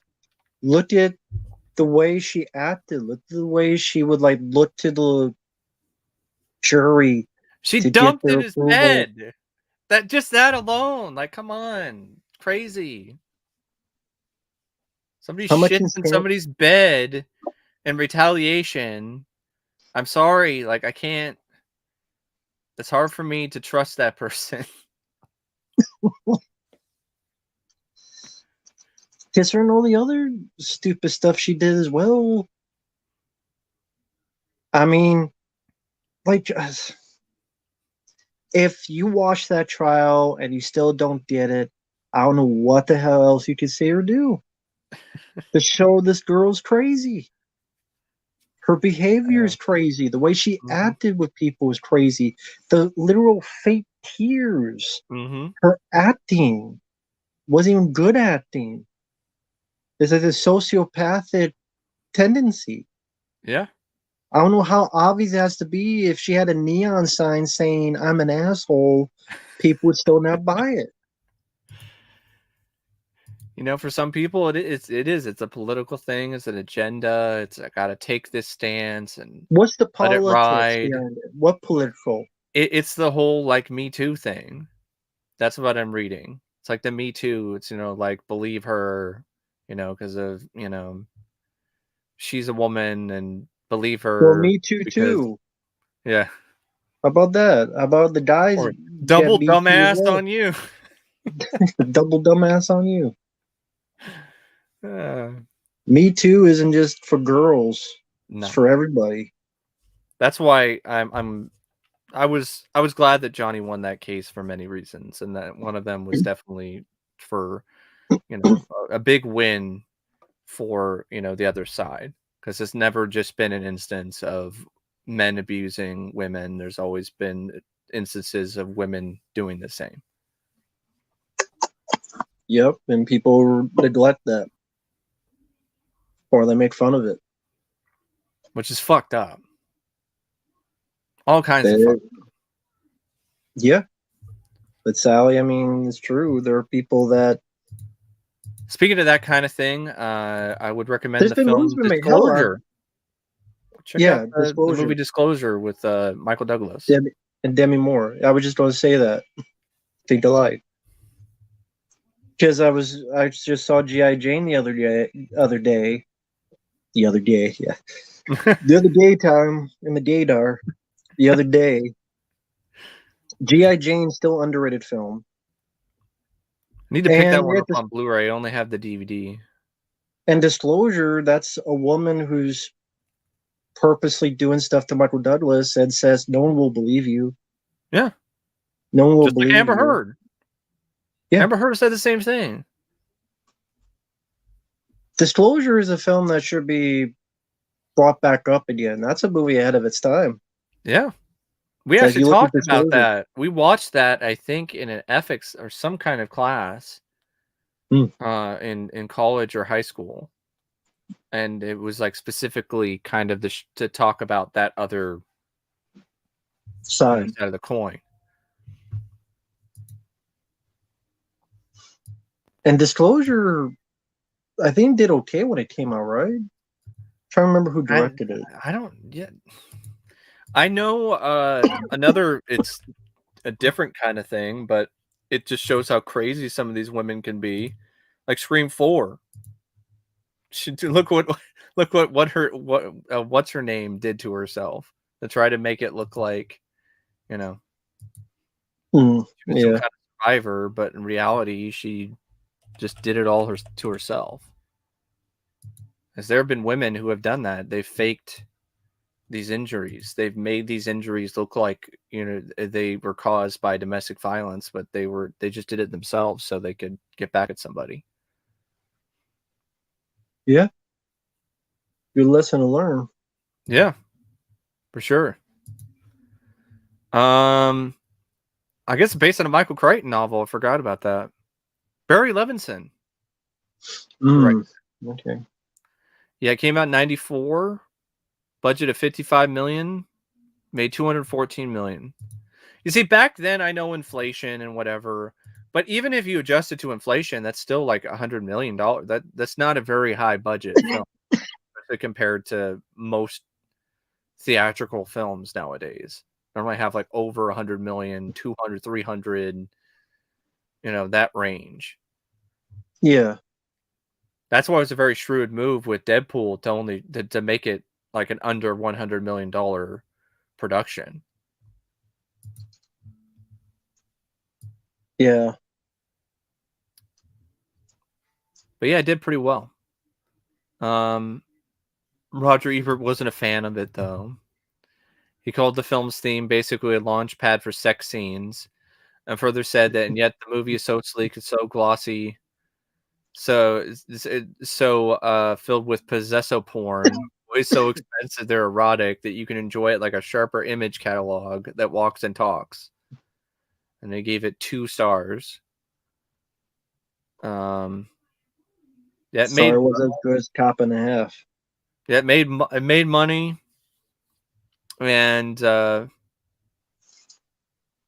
guess Nathan Rabin did a review of it, and he said that it was superior to its source novel, apparently, because he's like, if there was an Academy Award for Best Screen Adaptation of a screamingly awful, viciously sexist novel, Disclosure would triumph. The film takes a preachy, disingenuous, and poorly written Jeremiad, never heard that word, against sexually aggressive women and turns it into a sleek, sexy, and only moderately sexist piece of Hollywood entertainment. All right, good. Well, either way, Disclosure is definitely worth a watch. I mean, again, the story of Amber Heard, Demi Moore, Michael Douglas, yeah. Disclosure is a good movie. Worth a watch for anyone who hasn't seen it. Deserves a bit of rediscovery. Does that even have a Blu-ray? I don't even know.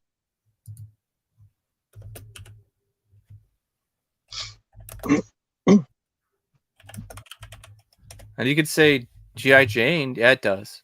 G.I. Jane was ahead of its time in terms of its representation, right? You know, suck my dick.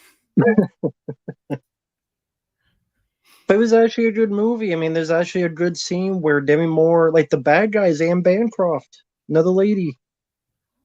And Demi Moore's literally telling her, wait a minute, you're saying that men, like, it's, how did she put it? You saying it's worse for a woman?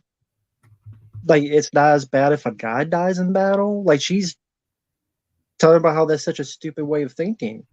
Mm-hmm. But, you know, people disregard that. They don't look at that. They say, oh, this is as bad as Interceptor. I'm like, you haven't seen Interceptor and you haven't seen G.I. Jane. Is it bad as Interceptor? Yeah, you haven't seen either movie, though. Sure. It's kind of the same sort of dumb mindset that creates stuff like saying Grease should be canceled because of that line when they're doing Summer Lovin', and one of the greaser guys, one of the T-Birds, is like, did she put up a fight? You know, that whole sort of thing. And I'm like, yeah, times were different. That is part of it. But at the same time, it's like, it's fucking Grease. Like, most of that movie is as harmless and as you could possibly get when it comes to its content. It's not hurting anybody. I actually watched that again, and I think it still holds up rather well. Like, rest in peace, Olivia Newton-John. Like, she was just a really strong presence in that movie. Had great chemistry with John Travolta, and that's an interesting relationship between those two. They never actually became a legitimate item, but it seemed like they were a little bit more than just close friends. Because I mean, there were shots of them kissing each other at the premiere or during parties, and they were very close. So, and John had a really good not Insta, I think it was Instagram message where he talked about his time with her and how she'll be missed and everything. And yeah, it was fun watching Grease again. I grew up with that movie. I remember we used to watch it a fair amount of times at school. You know, when I was a kid, they'd be like, "Oh, we're to watch a movie," and then Grease, would sometimes be one of the options, and a lot of people would pick that. And I watched Grease 2 again. Nowhere near as good. But it's watchable. It's one of those things where it's okay, but it's definitely nowhere near as good. What's crazy is there's an actor from The Kindred in it. He plays one of the new T-Birds. And at first I was like, who the hell? I've seen this guy before. I'm like, who the hell is this guy? And so I got up my phone and then I looked up his IMDb. I'm like, yeah, oh yeah, he was in The Kindred. That's who this guy is. Michelle Pfeiffer was smoking hot in that movie. It was one of her first films, if I remember correctly. And she could carry a tune pretty well. I had mentioned this. Yeah. Who cares if he is or not? I don't care. There's nothing wrong with that. No. If he's in a closet, probably because he doesn't want, BS done to him, and I don't blame him. And I still like him. I think he's a good actor, and he made a lot of good movies. Yeah. Broken Arrow, General's Daughter, yeah, a lot of good movies. So to me, it doesn't matter. Yeah, Grease 2. Maxwell Caulfield, definitely not nearly as charismatic of an actor as John Travolta. And he cannot sing worth a shit. The solo he does, it's so bad. Like, you could tell they overprocessed it in post just to make it somewhat tolerable to listen to, because he cannot carry a tune. And it was still hard to listen to. It's painful. I mean, I'm not a world-class singer, but I am a 100% better singer than Maxwell Caulfield in Grease 2. Like, goddamn. Like as soon as he started singing his solo, where he's talking about like, you know, facades and all these, you know, because he's the cool writer, and wish you could see the real me. The film completely just lost so much air. It just completely deflated because I'm just like, oh God, stop singing. Same. We're quickly, Ma, you do have a couple questions. This is a quick one. He has not seen it. No, I haven't seen that one yet. But one more thing about Grease 2 before I stop talking about Grease 2. Cool Writer, though, that's a good song. I like that song. It definitely does help, too, that Michelle Pfeiffer is singing it. Within the next couple weeks, I have some requests I need to get to first, and probably in the middle of some of those, I'll probably get around to some more Jurassic World content. But yeah, the only Jurassic World film that I would say I really enjoy and I like considerably is Fallen Kingdom. I really like that film. I think it's honestly pretty underrated. Dominion was very average, very mediocre, very forgettable. Good first hour. I was kind of surprised by how quickly the first hour went by, but then it just hit a snag and it just didn't recover for whatever reason. And it just started to become a slog. And there were a few moments here and there that I didn't mind, but all in all, it just was one of those movies that I don't think it was as bad as some critics made it out to be. It's not the worst Jurassic Park film in the series, but it didn't necessarily go out on a high note when it comes to this franchise. No. I thought it was really lame. But here's the thing, though. I do give it credit for handling its legacy characters with more respect than something like The Last Jedi or some of these other legacy sequels. But at the same time, like, you're gonna have Sam Neill and Laura Dern, and you're gonna have them deal with bugs in a dinosaur franchise. That's all it was just fucking roaches. Locusts, yeah. Like, Or what locusts, is this? whatever. What is this, Exorcist 2? It must be roaches. Fucking locusts. Sorry, Exorcist 2. I have roaches on the brain. Heretic. I saw Naked Lunch again, so I just have roaches on the brain. Ooh, that's a trippy film. Yeah, interesting film though. Yeah, but Locust, like I don't give a shit about Locust. That was the film that Peter Weller did instead of RoboCop 2. Yeah, Naked Lunch, yeah. Which I understand why. And also, I think he might have considered doing RoboCop 2 if they just waited. You mean just like 3? Paul Verhoeven. I mean, RoboCop 3. Yeah. Sorry. Because he did 2. He did 2. But he was thinking about he might have done 3 if they just waited.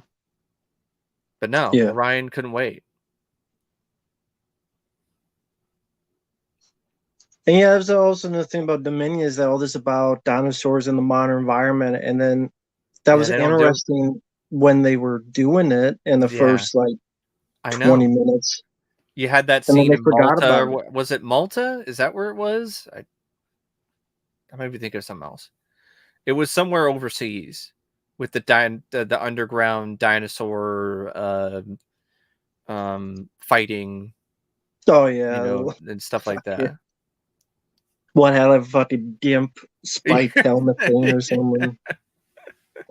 The fuck but that was kind of fun though, like the whole chase with the raptors or whatever. Even though how it was still dumb with the laser pointer thing.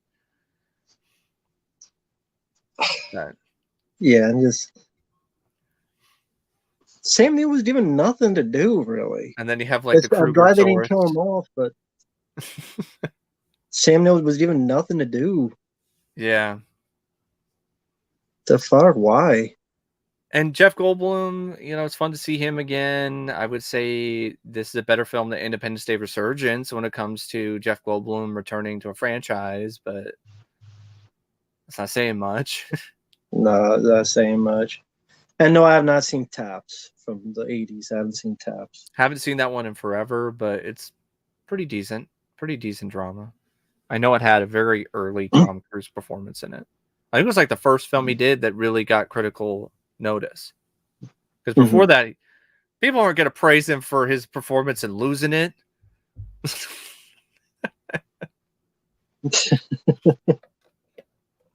No, I didn't see the trailer for the new More comic because I don't give a crap about Kinchi or whatever the hell his name is. I don't care. Oh, the animated one? Yeah. Okay. I don't care about Kinchi or whatever. Like, of all the characters, make one on him. I didn't know who the hell he was till someone explained it to me. I'm like, who the fuck is Kinchi? Like, okay. Can't do it on Johnny Cage. Can't do it on fucking Sub-Zero movie. You'd rather see an animated movie about Kino. I would, Turtle Ernie Ray Jr. Yeah. I would. Yeah. I'd see that instead. Kino's Revenge.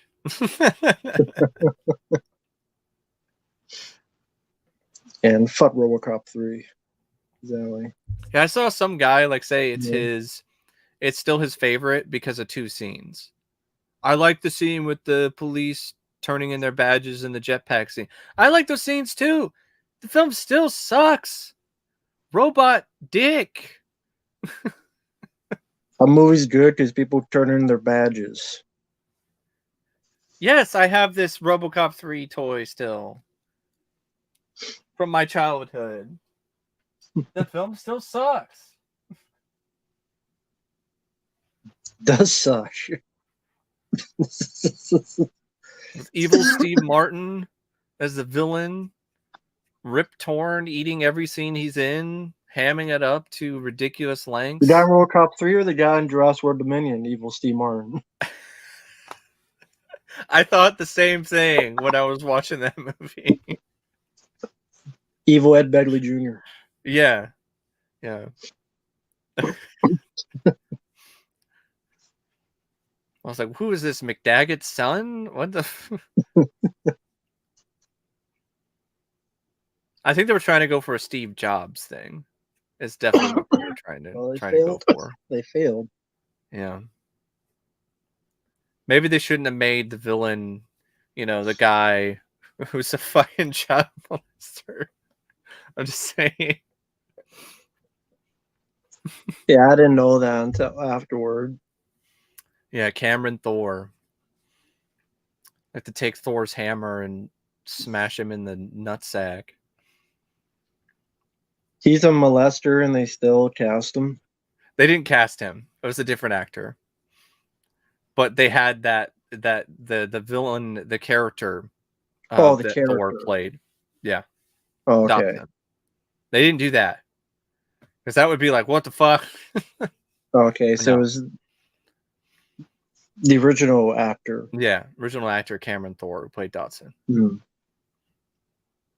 And they got evil Steve Martin to play him this time. And of course with RoboCop 3, I mean I can't look past Robert John Burke with his slow performance as RoboCop. I'm gonna get kicked in the head too many goddamn times. And the script, just awful one-liners and shit. You better call the fire department. Thank you, Diabo. Yeah, I saw both of those animated films. Scorpion's Revenge was better. I like Battle of the Realms, but yeah, it tried to do too many things at once. It was a Liu Kang story, but it was also a Scorpion Revenge Part 2 story. And they try to shove both. I haven't watched those yet, but it sounds like with the Liu Kang, with the Battle of the Realms, it just sounds like these kind of sound like they were ideas for a potential Mortal Kombat streaming animated series, and they just scrapped that and just put it all into two series of films. Well, that's kind of what it sounds like. Scorpion's Revenge fits as one movie. Very fast-paced. This one felt like they had two movies. They just put them into one movie. Mm-hmm. They had Scorpion's Revenge 2. They had a Liu Kang story. They just said, no, just put them together, and that was a mistake. Yeah, maybe they thought they had like ideas for 2, and maybe they had like 1 was finished, but then they kind of stopped halfway through and were like, nah, that's not gonna work. But then they Should didn't want just to waste yeah, what should they just done had. 2 separate movies. Yeah, exactly. Even if they're shorter, like you could just market it as like 2 films, like an anthology Like kind of thing. Hulk Yeah. versus Wolverine and Hulk versus Thor. There was like Mhm. 2 little movies. They didn't put them together. They were own separate things. Yeah. They could have done that. Speaking of Hulk, we hearing about the She-Hulk show Yeah, no, I have and how not been cringe it requested it. is. I haven't heard really anything about it. So what have you heard? I liked I was one of the few people that didn't mind the trailer, but what I've been hearing is rough. I A hated the lot of trailer. So. a lot of forced gender politics bullshit with lines of dialogue that really make Jennifer not a very likable character at all. Um Other stuff that you're just like, why are we making this all? Why does everything have to be a joke? They're continuing to do that. Make Hulk even more emasculated and even more lame and a wimp than before, or just as much. To me, what Marvel has done to the Hulk, they've completely destroyed that character in the cinematic in the Marvel in the MCU. They've completely destroyed that character. There's just no. You would have to recast. You'd have to start over. You'd have to do an Elseworld story or some shit. You can't do World War Hulk with fucking Mark Ruffalo and his soy boy Hulk. Like, you can't fucking do that shit. That's not gonna fucking work. No, they already pissed away the opportunity with Thor Ragnarok. Yeah, they made that decision. It paid off initially, and then they just beat that into the ground, and they just fucked the Hulk. They fucked the character. It's foobarred. And I like the Banner Hulk who's smart. I like that Hulk. That's one of my favorite Hulks. I grew up reading the comics in the 90s with that Hulk. But he was actually funny and was a badass. It's just poorly written. Yeah. He's not funny and he's not a badass. So you fucked it.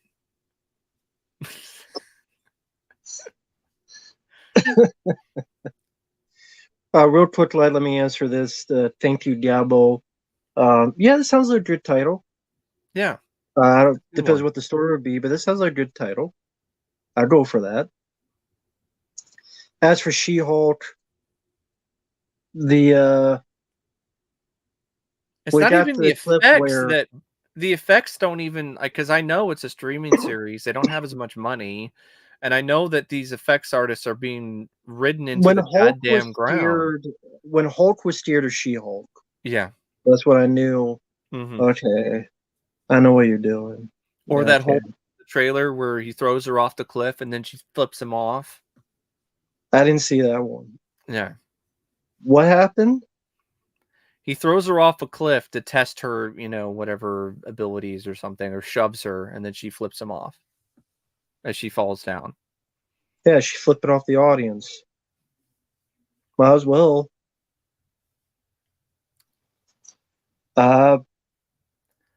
See, my theory was that she would start off as this insufferably, like, Me Too, all this other stuff, and thinking all men are sexist and blah, blah, blah.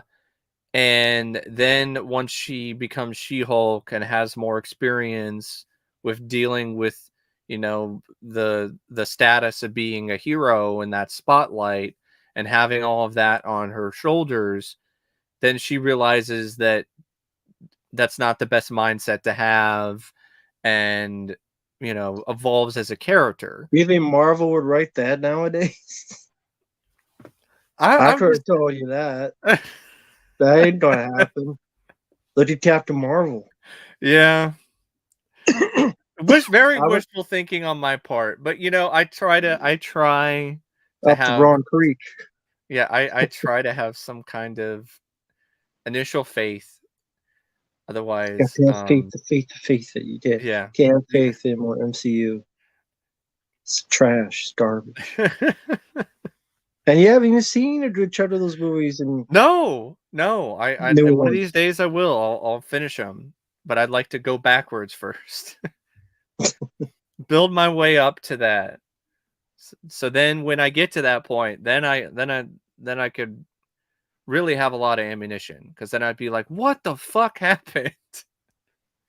Just like revisit Iron Man and the first Avenger and Winter Soldier and all those other early Guardians of the Galaxy, and then go up to the recent stuff and then be like, what the fuck?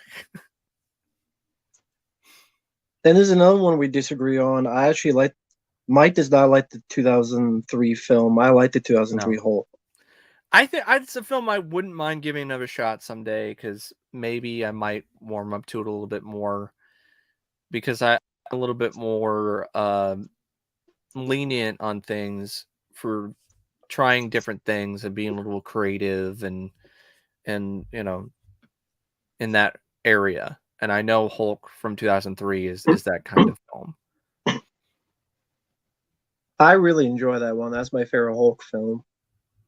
Mine is The Incredible Hulk with Edward Norton. Yeah, I like that. Got a raw deal and got fucked over. And when Mark Ruffalo replaced him in the Avengers, like everybody was crowning him and saying he's the best Hulk ever. I was like, yeah. after one movie, I was like, he's barely in the film and he did fine, but I prefer the Edward Norton approach to Bruce Banner. But you know, I still enjoy the Hulk TV show. I enjoy the Hulk show with the things he actually punches and rips apart and actually does some damage, unlike anything he fucking has done in the Marvel universe. I mean, at least those dogs he fucking punched shit out of and ripped them apart and broke their ass. What this guy just sucked ass. Like that in the Avengers, you know, where he does the body slam on the big motherfucker and then slams Loki. But like, I'll give you that. A lot of other stuff, not so much. Like even even in Ragnarok, Hulk, you had that scene with Thor in the gladiator combat arena or whatever. I've heard about Thor 4 with fucking Love and Blunder. Bro. And Thor getting his clothes ripped off. That's at least that movie's worries about him getting his clothes pulled off. There's a lot of other worse shit in that.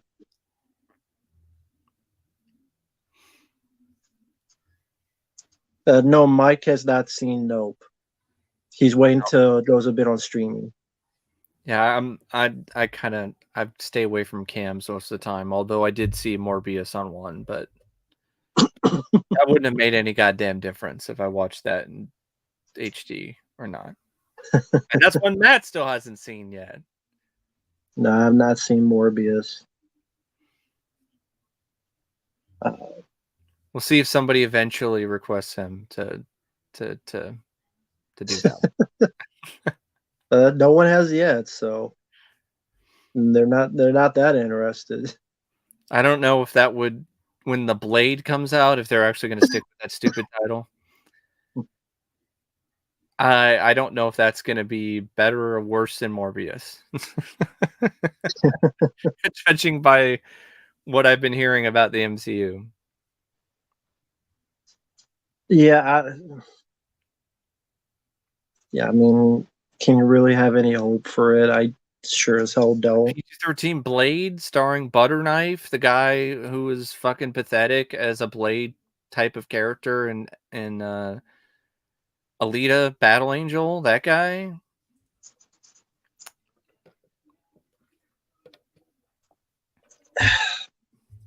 What is he going to look like, Wesker? in the Resident Evil TV series. Probably. The fuck was that? He did look like Wesker I in that. remember when I saw that shit. And he did look like. I was like, what?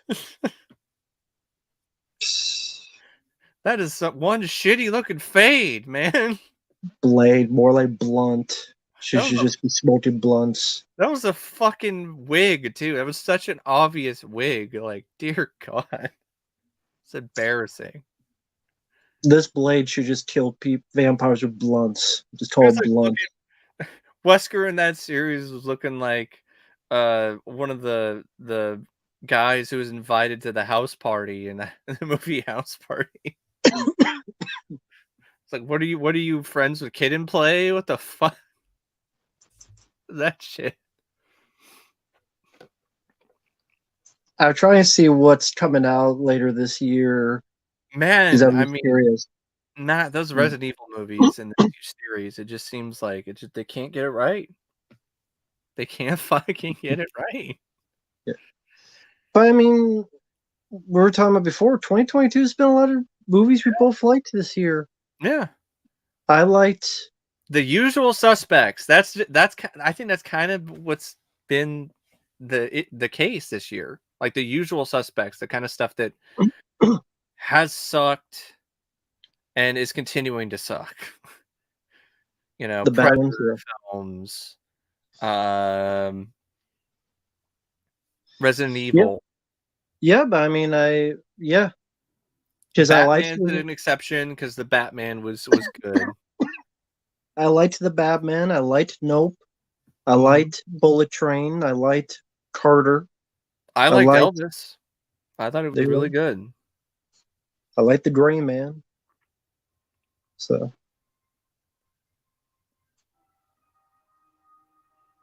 But I feel you, man, with all the Resident Evil stuff, because it's like you had all those fan fiction Alice movies, and then they finally reboot it, and then you get Welcome to Raccoon City, which I've heard is shitty too, and then you have the series, and it's like even worse. Like what? At this point, just stop. Just fucking stop. Stop making Resident Evil movies or Resident Evil anything. Make a good game again. Maybe go in that direction. You would think, yeah. If you can, at this point. That's why they're just remastering older games. They're like, fuck it. We know we can't make a good Resident Evil game anymore. Just put all that money into remastering one of the older games. I was like, why don't you make a good Silent Hill movie? How about that? Like, or a Silent Hill TV series. Well, they're not doing anything with Silent Hill anymore because Konami just wants to do pachinko machines. And they have Tomb with Guillermo del Toro, and they fucking flush that in the toilet. Yeah. To do a damn game. So, shows how smart they are. Del Toro's just been kind of fucked over right and left as of late in terms of not being able to really get involved with a lot of things. Like he did that movie with Tom Hiddleston or whatever, the Crimson Peak, and then it was just kind of like not much of anything after that. The Pacific Rim, but I know he had been wanting to do Hellboy 3 for ever, and that'll never happen because Ron Perlman is canceled and for a lot of people, and he's also old, and they missed that opportunity. Instead, they did a reboot that nobody asked for with the guy from Stranger Things, David Harbour. Yeah, and it wasn't much but I've heard it's pretty bad. It's totally inconsistent.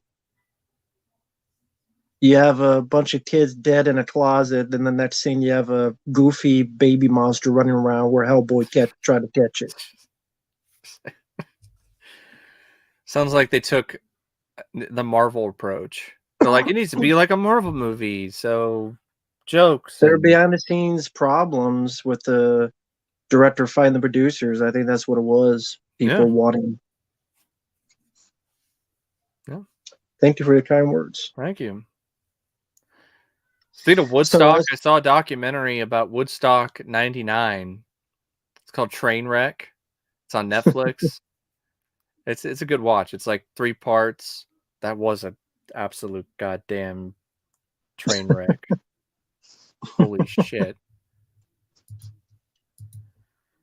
They didn't know what the fuck they were doing. I mean, people were, you know, they cheaped out the people who did the venue, the Woodstock folks. So they cut corners, so they had other outside people handle food and drink. Well, when that happens, well, they're just going to charge crazy, ridiculous prices because they can charge whatever they want. So bottles of water were just insanely expensive. And then as festival went on, like the price got even higher because there was like water shortages. It got so bad to the point they're busting pipes open and it's getting contaminated with fecal matter because of the porta potties and how they were poorly cleaned and poorly maintained. And you've got all these teenagers and fucking people playing around in this mud, but it's shit. They were literally playing around in shit. And then Fred Durst being a fucking dumbass and just riling up the crowd when he should have done the complete fucking opposite when they've already like started to tear down fucking barricades and shit. And here you going singing your song Break Stuff and essentially just riling up this entire crowd of angry, sleepy, drunk, drugged up fucking teenagers and frat boys. And just basically let all your aggression and let all this shit out and break stuff. Yeah. Fucking train wreck. Now you know why I don't go to concerts. People getting trench mouth because they're drinking water contaminated with human waste. Yeah, fun times. Trench mouth. Fuck. You get fucking trench mouth. It's like I went to Woodstock '99 and all I got was trench mouth. And this fucking t-shirt. I didn't even get the t-shirt. Just got trench mouth. Well, let's see. I'm just looking real quick what coming out this year. Of course, you had Prey. You saw that. You reviewed it. That was so fucking masterpiece. Yeah. Masterpiece theater. It's the best one. It's the best one in the franchise. Yeah. And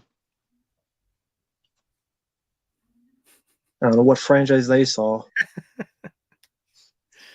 They, them, which I heard a lot of stupid stuff about. Well, it's called They, Them. I mean, what? Have you seen the poster? Have you seen the poster for that? Like, God, that looks like shit. Yeah. Yeah, fuck that. I know I've been seeing a lot of praise for bodies, but I don't know. I don't trust A24 in the horror genre. I'll listen to Bodies by Drowning Pool instead. Yeah. Hit the bodies, hit the floor. Hit the bodies, hit the floor. Ah. Day Shift looks fun. Yeah. Give that look one day. I like the trailer for that. Yeah, and it definitely looks like a fun movie. Orphan First Kill. Some people were asking about that. I've actually heard some decent things about it. I've heard some people say it's surprisingly decent. We'll see. I'll definitely give it a shot because I liked Orphan a lot. I don't get what the point is when you already know what the twist is, and that's like the big part of Orphan. I know. That's just me. Maybe it's just delving a little bit deeper into the backstory of Esther and stuff like that. Samaritan, I didn't care about the trailer. The That's just trailer, me. I would say I liked it more than you did, but it definitely didn't look like it was that big of an event movie. Like it definitely looked like a streaming film, despite the fact that it cost quite a bit of money. But you look at the trailer and you're like, this looks cheap. Like the suit looks lame. I saw more creative designs by the um superhero reality show on Sci-Fi Channel. Do you remember that? Remember that show? Does anybody remember Yeah, that show? I remember that. Stan Lee hosted it.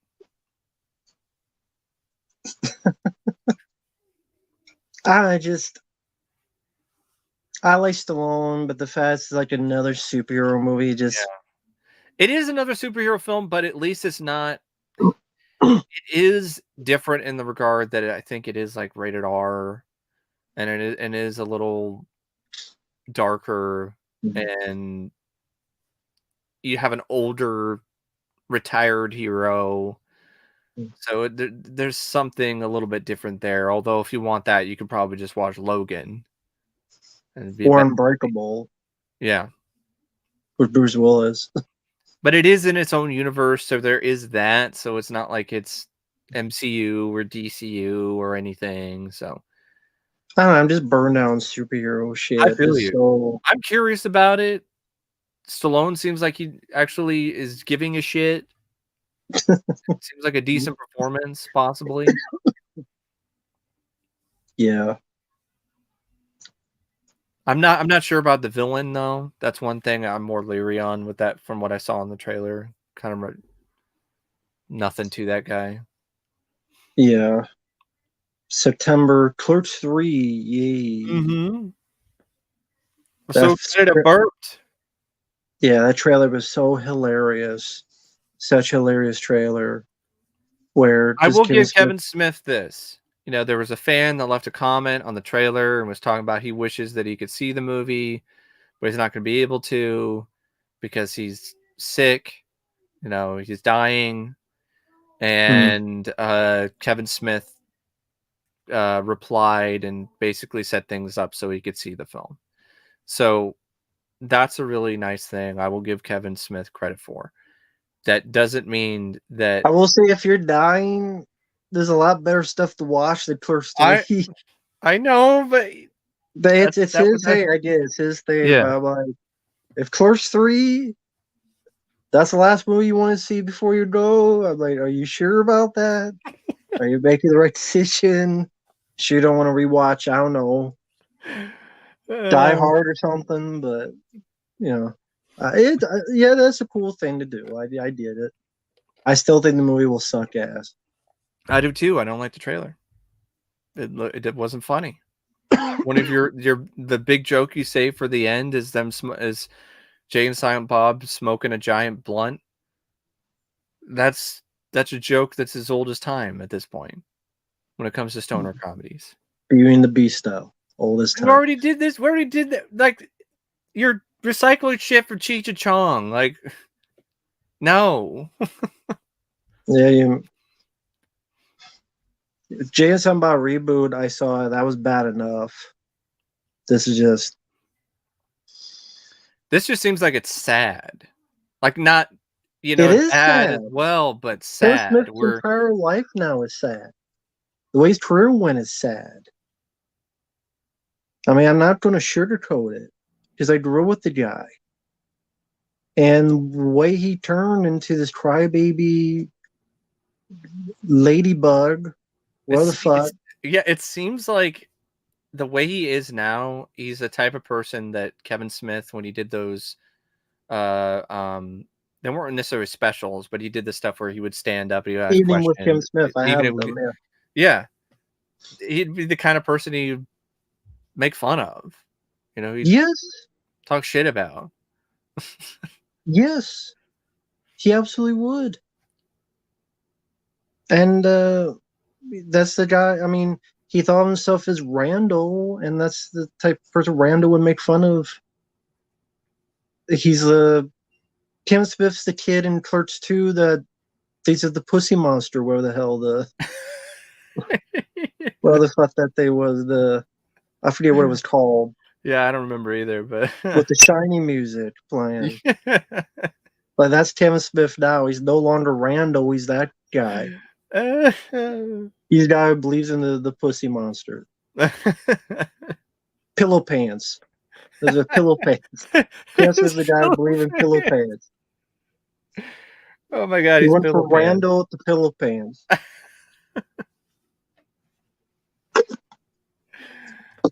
Oh shit. It's what's sad. I mean, that's the truth. Yeah. Okay, it's my truth. Is the truth. Yeah.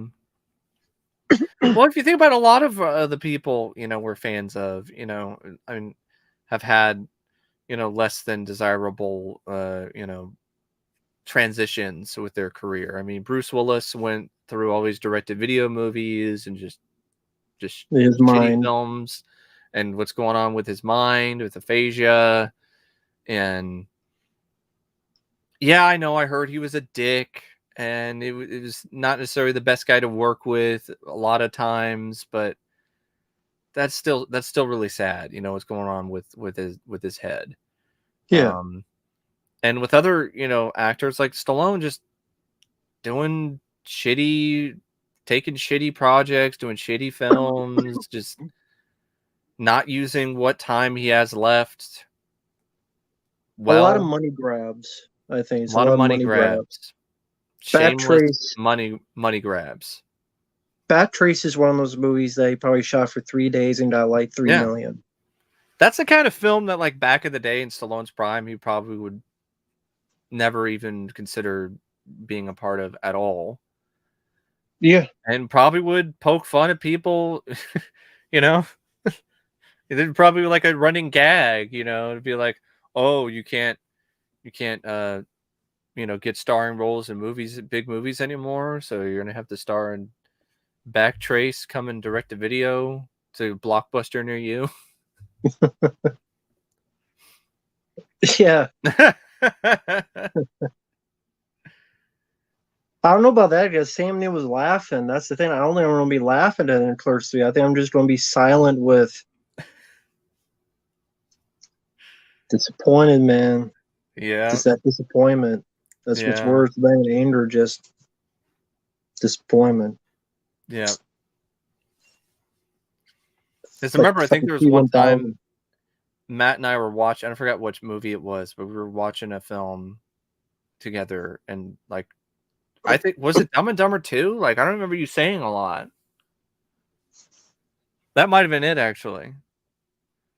Like, it got to a certain point where you were just mostly silent. Yeah. Probably because you were just so disappointed. Yeah, because it's Jim Carrey and Jeff Daniels, and they did together again, and Jim Carrey would never do sequels, and then he does one is this unfunny. It's this lazy. That's honestly one of the worst legacy sequels. What about when they had that joke? Remember that joke where you really grown the? Yeah. What was it? Was it like Asperger's or something? Yeah, that one. Yeah. Yeah, that was pretty during bad. the seminar at the end. Yeah. And, like, oh, fuck you. Yeah. That's also a film that nobody really talks about. I do remember getting I remember getting a fucking community guy or copyright strike or some shit for the thumbnail years ago for that. From Universal or some shit. They're mad at someone talking crap about it, but it's just lame. Lame sequel, lame movie. Lame as shit. I think it's going to be a similar sadness with Clerks 3. I know it because I saw James talking about Reboot. Same thing. Well, I mean, you've seen Kevin Smith's latest output, like, Yoga Hosers and all the other shit, like fucking Tusk, which is not underrated, by the way. It just sucks. No, it's not underrated. And then you have like, I was looking through this. I didn't grow with this film, so your thoughts on Hocus Pocus 2? I need to see more. The trailer, okay, like it did give me a bit of a nostalgia rush because of the music and everything, and seeing the Sanderson sisters again. But once that kind of wore off, I just thought about it more, and from what I've been seeing and hearing, it does seem like a pretty generic sequel that's relatively cheap and just there for nostalgia, cash grab, but without the cash grab part because it's a streaming show, a streaming movie. So it's just there to really provide people a reason to continue to watch Disney Plus. I mean, to be perfectly honest, they'll probably use it as marketing to get people to subscribe to Disney Plus. You'll be like, oh, you Hocus Pocus fans, and subscribe to Disney Plus if you haven't already. What kind of gave me bad vibes was Disney posted a video of the cast, Bette Midler, Sarah Jessica Parker, Kathy Najimy, reacting to bits of the teaser trailer, and I was like, that's just weird and is very manipulative, and I'm not a fan of that.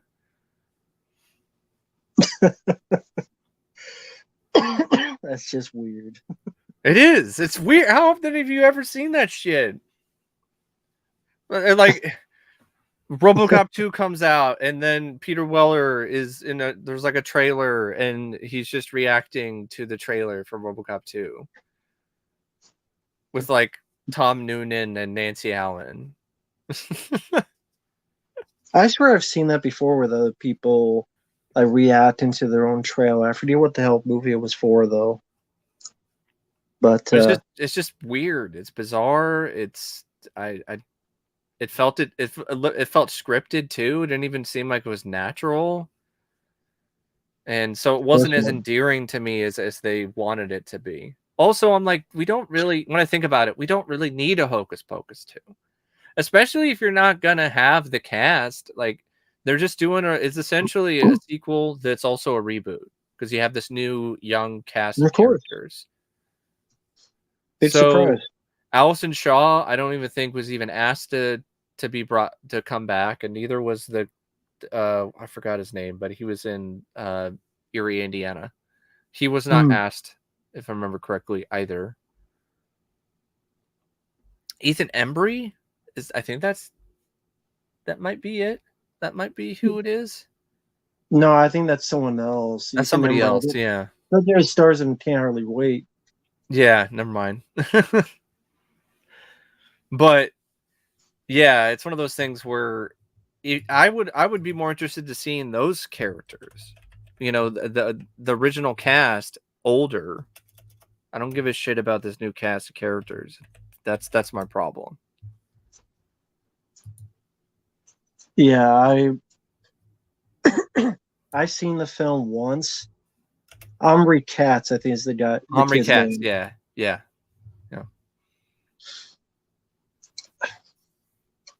Hey, get that nostalgia money. I'm surprised they haven't done Three Ninjas again to get more nostalgia, 90s nostalgia. That's when I'm really surprised. Wait till next year. There's something you could do really cheap as well, like a Disney Plus thing, because the Touchstone and pictures and whatever. Do enough people remember Three Ninjas? I think it does have a bit of a cult following, because I know they did a reunion a few years ago, and there was a fair amount of buzz about it. So I don't buy it. I see it for free. Yeah, I don't buy it either. What are you talking about? I see a lot for free. The only there are ways. When I saw Scream 5, I used a free ticket. I used part of my subscription because I pay for Regal Unlimited, so I didn't even pay full price.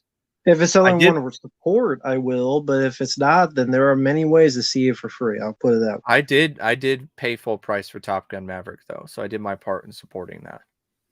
Exactly. Hey there, hope you're doing well. And I'm hello good. want to say hello to some very nice words. Thank Thank you you, for Sage. that. Well, the sequels were pretty bad. You know The what's first funny one, I'm is the one that surprised. they shelved, the third one, Knuckle Up, that was intended to be the second movie, but they shelved Yeah, it because they thought it was so bad. I actually like that one. I think that one's better than Three Ninjas Kick Back. The Three Ninjas Kick Back, I'm not really a I'm big probably fan. the opposite. Knuckle, is that the one, the third one where they're on the reservation, the Native Yeah, American, and like I toxic like that one. waste? I like that one. Locked. I like that one more because you had the original cast for one, and I think that definitely did help. Um, I don't think it was on par with the first film, but I liked it more than the second one because it toned down a little bit of the annoying, stupid slapstick shit a little, you know. There's a lot of it in there. I think there's less Yeah, in the second one. That's just me yeah, though. that might be The my second one I'd probably say I like a little bit more because they go to Japan, and yeah. I think that's a bit more interesting backdrop than the Hmm. look like they just got some shanty town and dressed as some people's Native Americans or something. Just fuck it. But we could definitely agree the fourth one is the worst. Yeah, I knew it Mega Mountain. Those fucking I'm kids surprised that first one has nothing.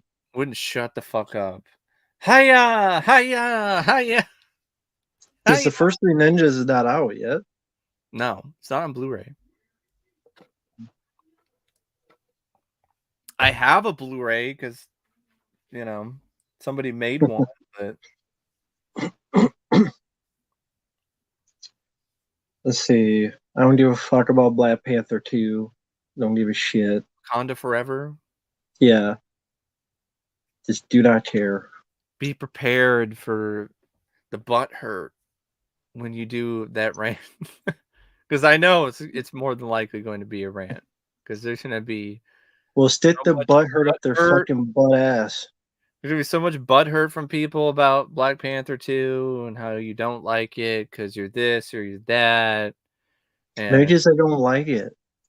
Just I don't like it. I know. Can't be that simple, Matt. You've got to be an ist or a phobe of some kind. Well, maybe they're racist against me because I'm white. I will start pulling that car. How about that? You're racist. You don't like me because I'm white. It's like I'd rather watch White Tiger with Gary Daniels than Wakanda Forever. What was this movie? Violent Night, Christmas action movie. Hmm? David Harbour, John Leguizamo, Beverly D'Angelo. A Hmm? group of mercenaries attack a wealthy family on Christmas Eve, and Santa must save them. So David Harbour is It's Santa. Santa Claus saving a family from mercenaries. I gotta wait for a trailer. From the director of Hansel and Gretel Witch Hunters and the upcoming Spermageddon. Spermageddon. In the vein of Sausage Party, Spermageddon. I- So it's a CGI animated movie about sperms that talk. One focusing on a teenage couple having sex for the first time, and the other on Simon the Seaman and his friends in a quest for the egg. Animated movie in the style of Sausage Oh my Party. god. A Norwegian music Oh. comedy animated. Spermageddon. Well, it's probably better than Frozen Assets, but that's not saying much. Spermageddon. And tradition of Osmosis Jones. If that wasn't gross enough for you, Spermageddon. I'll just watch Look Who's Talking again if I want, the stuff with the sperm and the egg and whatever. By the way, I legitimately like that movie. I think it's rather endearing and fun. Look Who's Talking with Yeah, Look Who's Talking. Yeah. with John Travolta, Christy Alley, and Bruce Willis as the baby. Didn't need a franchise though. I don't understand. Didn't need a second one with Rosie O'Donnell. No, you didn't. Or was it Roseanne? Was it Roseanne or was it Rosie O'Donnell? I think it was Roseanne. Roseanne. It was Roseanne. Roseanne. And I think that was like one of her only theatrical films. It's the voice of a baby. Well, that and like She Devil. Yeah, but I did watch that. That was pretty bad. Meryl Streep was good, but no, weird tone, didn't work. They did a bad job making Roseanne's character likable. And then Look Who's Talking now. Like, it's not even about the talking babies anymore. We got fucking dogs. That was like one of the few films John Travolta was in before like Pulp Fiction, if I remember correctly. They're like, yeah, he's not doing well. His career is gone to the dogs. But I think with that said, we'll end it here. It's been 2.5 hours, and might as well end it on Look Who's Talkins and Spermageddons and all that jazz. But 2.5 hours is a good length of time, so we don't overdo it, everything. Yeah. But thanks, Mike, for all this blue coming on to here. Yeah, no problem. It's been a while since I do a stream. Wanted to do something, after getting out of this sickness. But thank you for people out there for the kind words and thoughts. I appreciate it. Again, thanks, Mike, for coming on and taking the time out of your busy schedule. And for folks out there, thanks for stopping by for a little bit. Amber Mid Thundercrotch is Alley. Star of Prey. Been a lot of very nice people out there stopping by for the night. Very cool of you to take your time out of your guys' life to stop by for a little bit. And with that said, thanks for watching. Take care. We'll see you down the road. Do you want to let people know what's going on with your channel or what's coming up next or anything? I got a vlog. I'm gonna talk about a few things, show some more stacks of stuff that I picked up, and then I got a whole slew of requests, trade requests to get to. Black Samurai, Operation Overlord, which I like to call Operation Overbore because it's such a boring movie. 976 Evil Films, The Stupids, that other one, That's My Boy, Elvis. I did see the John Carpenter Elvis as well with Kurt Russell. Kurt was really good. It's way too long though, and it definitely plays out like a TV movie. I thought it was pretty boring actually. Like it was good, to see Kurt Russell, and that was how he first met John Carpenter. That's how that bond initially began, but not a big fan of it. So I got that. And I think I do want to share my thoughts on the Grease films. And then, of course, Jurassic World movies. So it's just one of those things where get around to a bunch of stuff.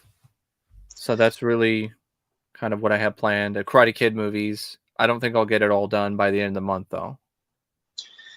As for me, coming up, I've uploaded a couple videos. One on Carter, which I think is a pretty underrated film. Not big on plot, but for action and to make it all look like one take, the entire movie. That's really cool. I like that gimmick. I think that takes a lot of effort. I think it's better than a 5.1. Night of the Living Dead 3D, lame ass movie. Did you hear that Dawn of the Dead is going to be in 3D at Regal? Yeah. Can have a big bona fide release in the US.